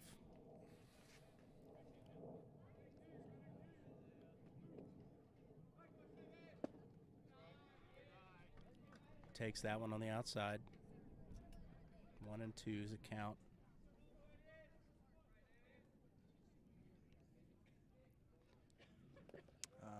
Chases one. Blocked by the catcher. He steps out and throws him out at first. Might have went fishing for that one a little bit. Yep.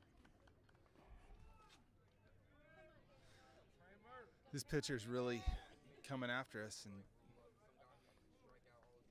he's got pretty good control, and he's been using that breaking ball effectively.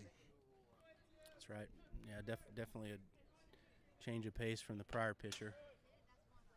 That was a breaking ball that Kramer chased and fouled back. Just kind of flung his bat out there to defensively get a piece of it.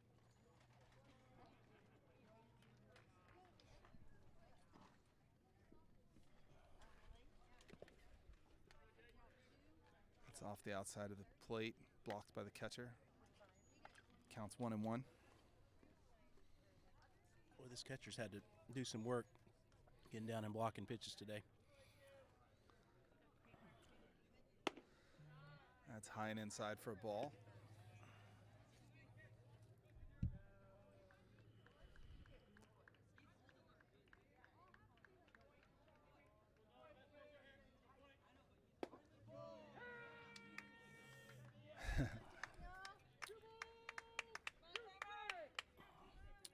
For those that couldn't hear that, I don't know anyone who couldn't have, but it was 2-2's the count.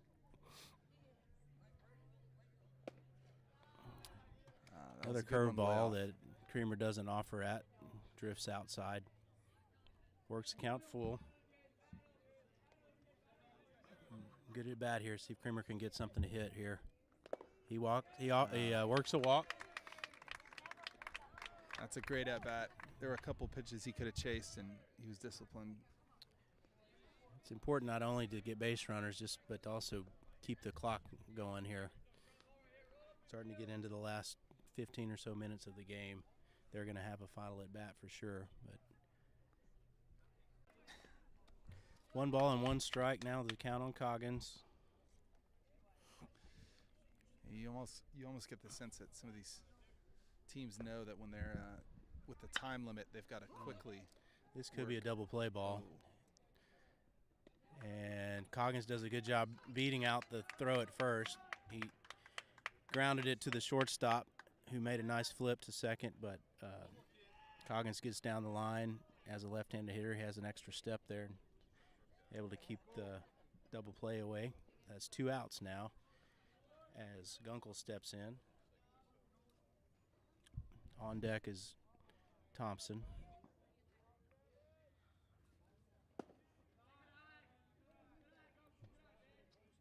Takes a curveball outside for a ball.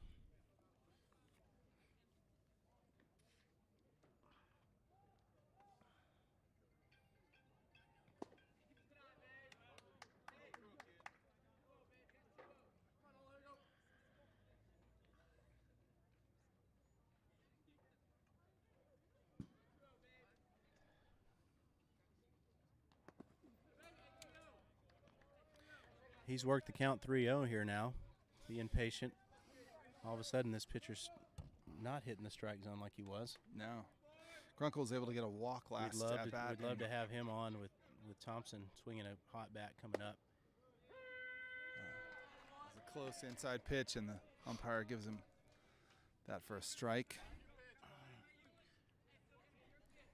Looks like the top of the order is going to be up for the Angels when they come to bat here. So he works ball 4. Good job. And another walk. Gunkel. Not helping the pitcher out, not chasing anything, and working a second walk here of the inning. So Thompson steps in. This is his 3rd at bat. He got hit by a pitch his last at bat, and then narrowly missed an outstanding extra base hit his 1st at bat. Count on him to look for a good pitch to swing at.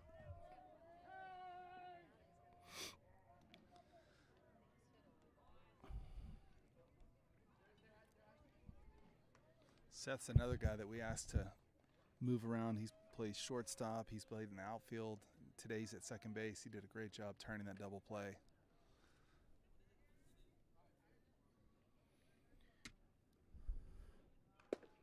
He takes one outside for ball 1.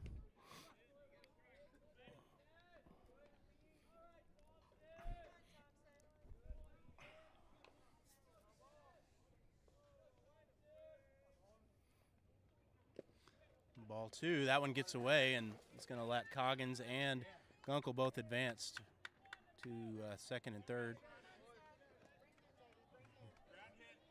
That could be a key play just right there, having both runners 90 foot closer to home.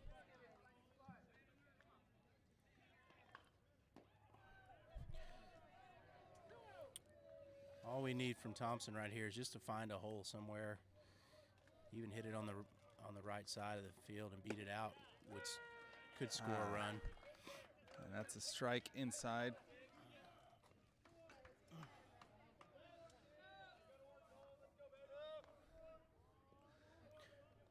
Seems like Seth took a look at it, but that was not the pitch he wanted to hit. And that one was a little bit further out over the plate, and he does swing. He wanted that off one. the ground. Yeah. Just missed it. So that foul ball works the count 2-2. A lot of chatter going on from both dugouts right now. Big situation, 2-2, 2 outs. And he lays off that one down in the dirt. That was a good breaking ball. Yeah, Seth this was not off-speed fooled. pitch has fooled some of our hitters today. But not Thompson there. Full count. Runners at second and third. And he works a walk. We got bases loaded now with our number 2 hitter, Tinkopa, stepping in.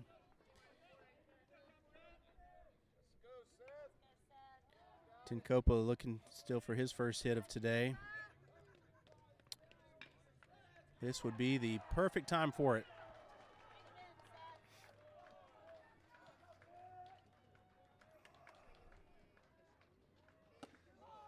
That ball's eye level for a ball.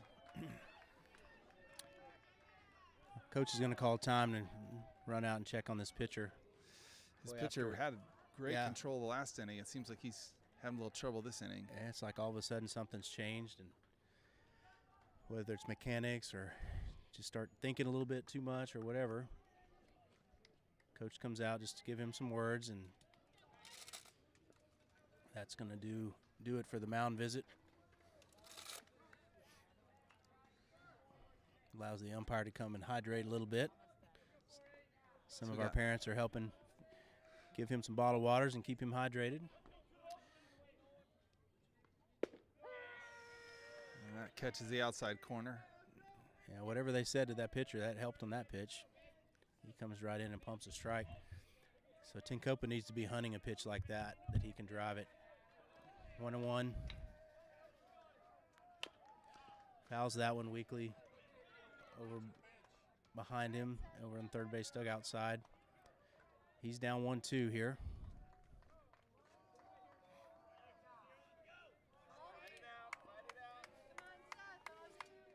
All right, Seth. Ball low, blocked again by the catcher. Catcher's definitely worked hard today for the Yes. Angels. Done a really nice job back there. So we got a 2-2 count. Bases loaded, 2 outs. Tinkopa up, trying to extend the Thunder lead. We're up 4-3, but some extra insurance would be so nice to have right here. That's low. He works the count full. Yes, he does. Yeah, I got to believe that being a catcher today versus yesterday is a much different assignment with the heat. It is warmer. So we're gonna see the runners moving on this pitch with 3-2, 2 outs. See what can happen here. Oh, and he goes down pokes it. after that. Oh, And it's going to Great. drop in the corner in the right, very far right field. It's going to score 1 run, 2 runs. A 3rd run is coming in, and he's going to be up 2. Bases clearing double for Seth Tinkopa. wow. First hit of the day, and not a bigger hit in the game. That was a tremendous piece of hitting. It was a well-placed fastball on the outside, and he just poked it over hit- the right fielder in the corner. And that right fielder is extremely speedy. And But he wasn't going to get to that one because that ball had a lot of tail on it yeah, and got down on the ground quickly. But it trickled almost into the corner there in right field. There was a little bit of a bobble when the relay came in that let let Thompson score without a play at home. wow. Big hit. And- 7 to and 3 as is Brian your score. mentioned, the runners were moving, so they had a head of steam.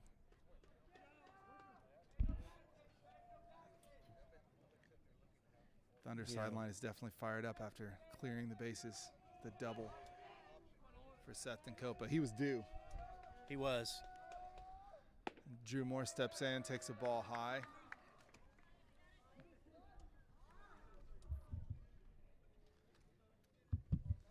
And that hit was with 2 outs. And most importantly, only about 5 or so minutes left in this game.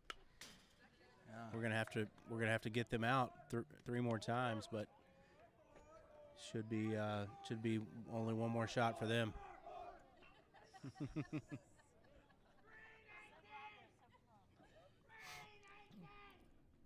Just a little bit of chatter going from the dugout right now.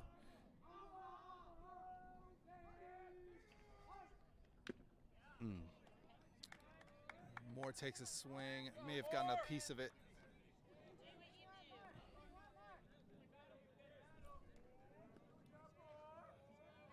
Can't say enough about that hit by Tinkopa because Yeah. a lot of hitters would have tried to just pull that, and the only way to hit that well is to go the other way with it, keep your front shoulder down. And Drew swings and misses through that one. It was a little bit high, and that brings third out across, but not after Thunder extend their lead with 3 more important runs. The clutch hit from Tinkopa. Clutch hit from Tinkopa to bring all 3 of them in, and 7 to 3 is the score. And looking for 3 more outs to try to shut this game down for the Thunder right now. Looks like we're going to have Cavazos come on and try to close it out for us. Looks like defensively we're all in the same positions.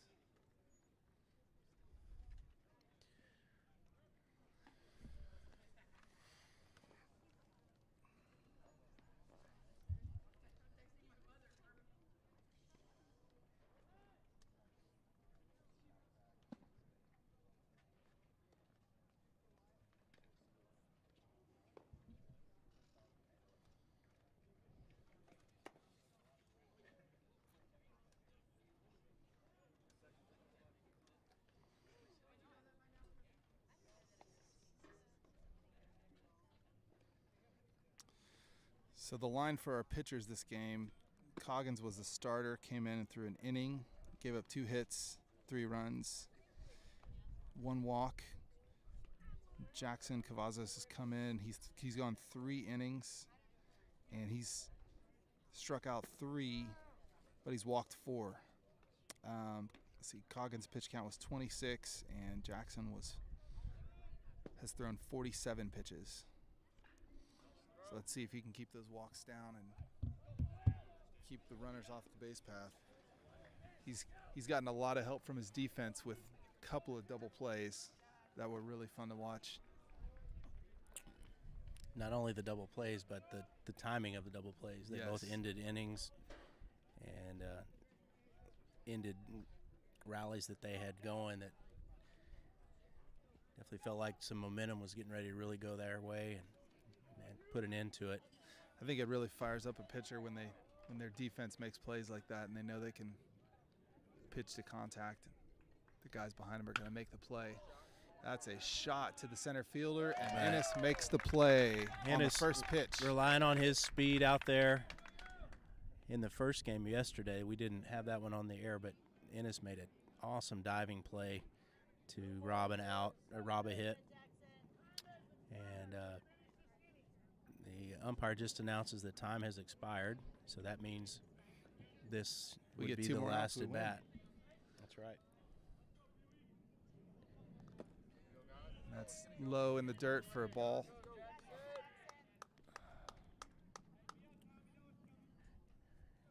Want to commend our coaches too for their positioning of our players. Our outfielders have been moved around and seem like they're in the right spots a lot of times where these Yeah. balls are hit, because that was a left-handed hitter that Ennis was shaded over to right center. And this ball is just And This catcher, I mean, the umpire took an There's opportunity. no doubt. There is no doubt what that call was. He sang a song to us. It was beautiful. He showed the the depth of his lungs, didn't he? First, I thought that ball was going to be dropping in there. It was ripped down the left field line, But then there was no doubt. but there was no doubt it was very foul. Just a long strike. That seemed Good pitch there by Cavazos to jam him.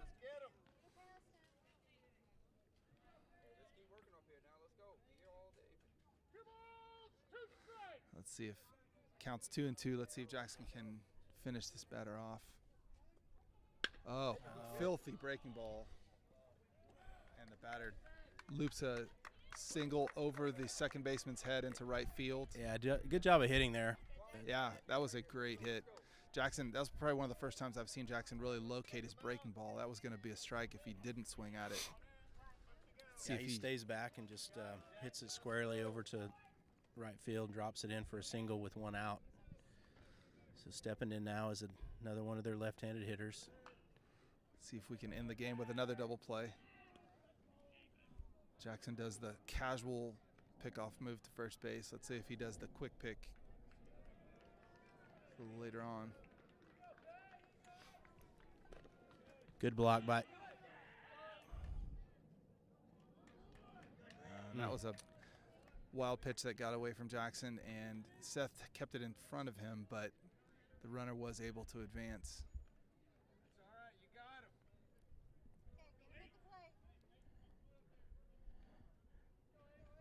The guy that matters right now is the guy at the plate. That's right. Want to focus back here and throw strikes. He's falling a bit behind right now with 2 balls, no strikes.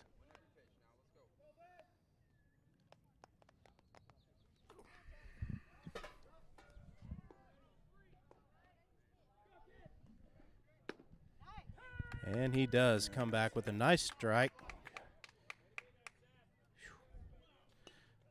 Little wild throwback from Tencopa, gets over the pitcher, but thankfully Thompson is backing him up, as they're taught from a real young age to always do when runners are on base. Keeps the runner at second. Cavazos coming home here, and he throws another beautiful pitch on the bottom half of the strike zone for strike 2. That was a nice pitch. That was.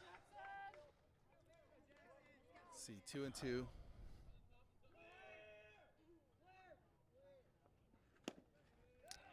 Misses low there. Tencopa blocks it. Full count.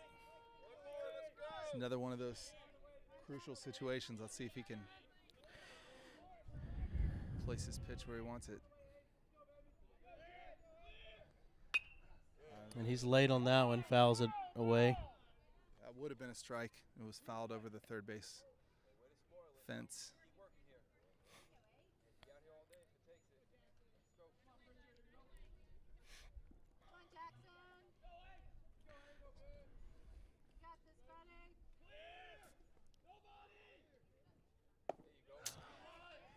And the hitter takes that last pitch and works a walk.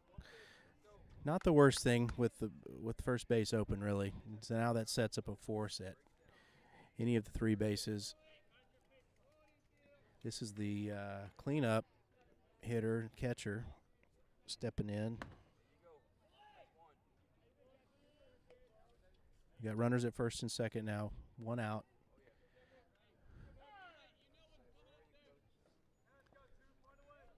Coach Lavender wants to go talk to Jackson.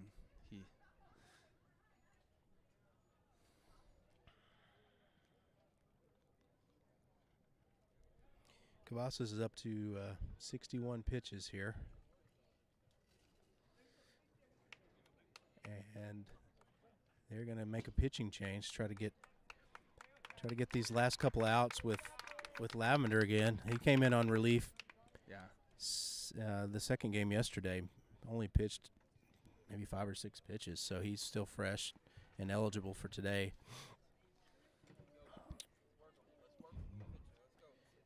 Hit move worked really well yesterday, and we'll see if it does again today. Hopefully he can do it in less than 20 pitches. Jackson is going to be moving to first base. And Daniel Kramer is going to be moving to third base. Just to prove how little space there is behind that home plate, one of the low pitches kicked a rock up, and it's landed on our table here.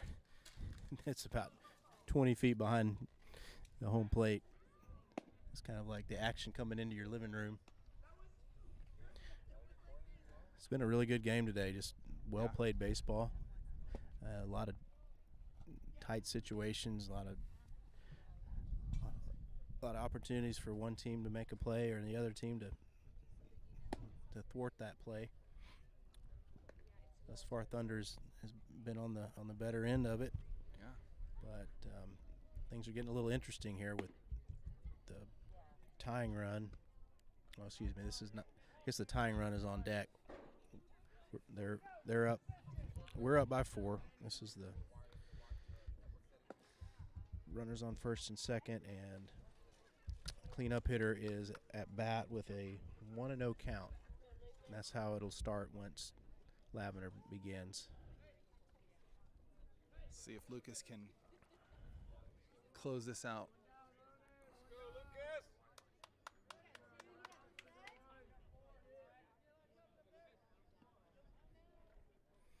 So Lavender's going to be pitching from a stretch. He comes set. And he pumps us right in the strike zone, and the batter's ready for it, but he fouls it back. Evens the count at 1-1.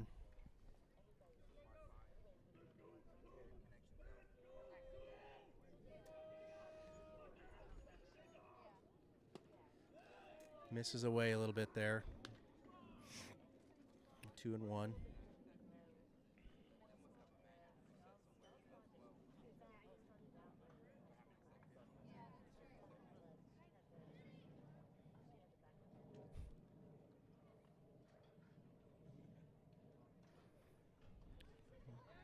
Hitter steps back in. Good block by the catcher on a ball in the dirt. Counts 3-1.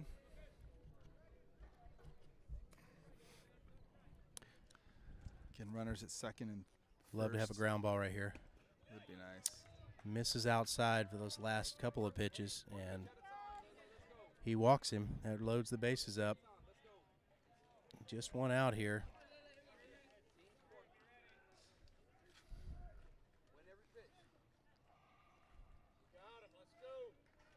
Stepping in as their first baseman, right-handed hitter, 77, LaRoche. De La Roche, I believe. First Good pitch is a pitch, strike. good strike brought in there by Lavender. Lavender's going to be, I thought he was going to be throwing from the windup, but he's staying with the stretch. Another strike. Counts 0-2. He's not fooling around. He's coming right at him right here. Hit it if you can is what he's saying. 0-2. Just gets a piece of that one to stay alive. So just to give you an update, score 7-3. Thunder are up. We have 1 out. Bases are loaded, and the umpire's already announced if we get 2 outs, game's over on time. The ball's fouled away over the first base dugout. Sounds like a Clydesdale horse is coming behind us. The whole baseball team in their metal spikes walking across on the concrete. So Lucas has got a 0-2 count. Still way ahead here. A lot of things he can do with it. And he throws a Oh, beautiful beautiful. curveball, freezes him, and the umpire rings him up. That was a beautiful Big out. pitch. Out number 2 for us. We're down to 1 out from being able to close this game out here. Bases loaded, though. No time to let up yet. He had been given that batter a steady diet of fastballs, and it seemed like that batter was waiting on a fastball. Oh, Well, he fouled this. Hitter swings at that one, fouls it off the backstop, and it ricochets right back and hits him. Comes back and hits the batter right in the side of the head. He's okay, though. Wasn't expecting that. so 2 outs, bases loaded. All we need is one out. All right, this is in the air, shallow center field. It's going to drop. It's going to drop just in no man's land right there. Got him. What?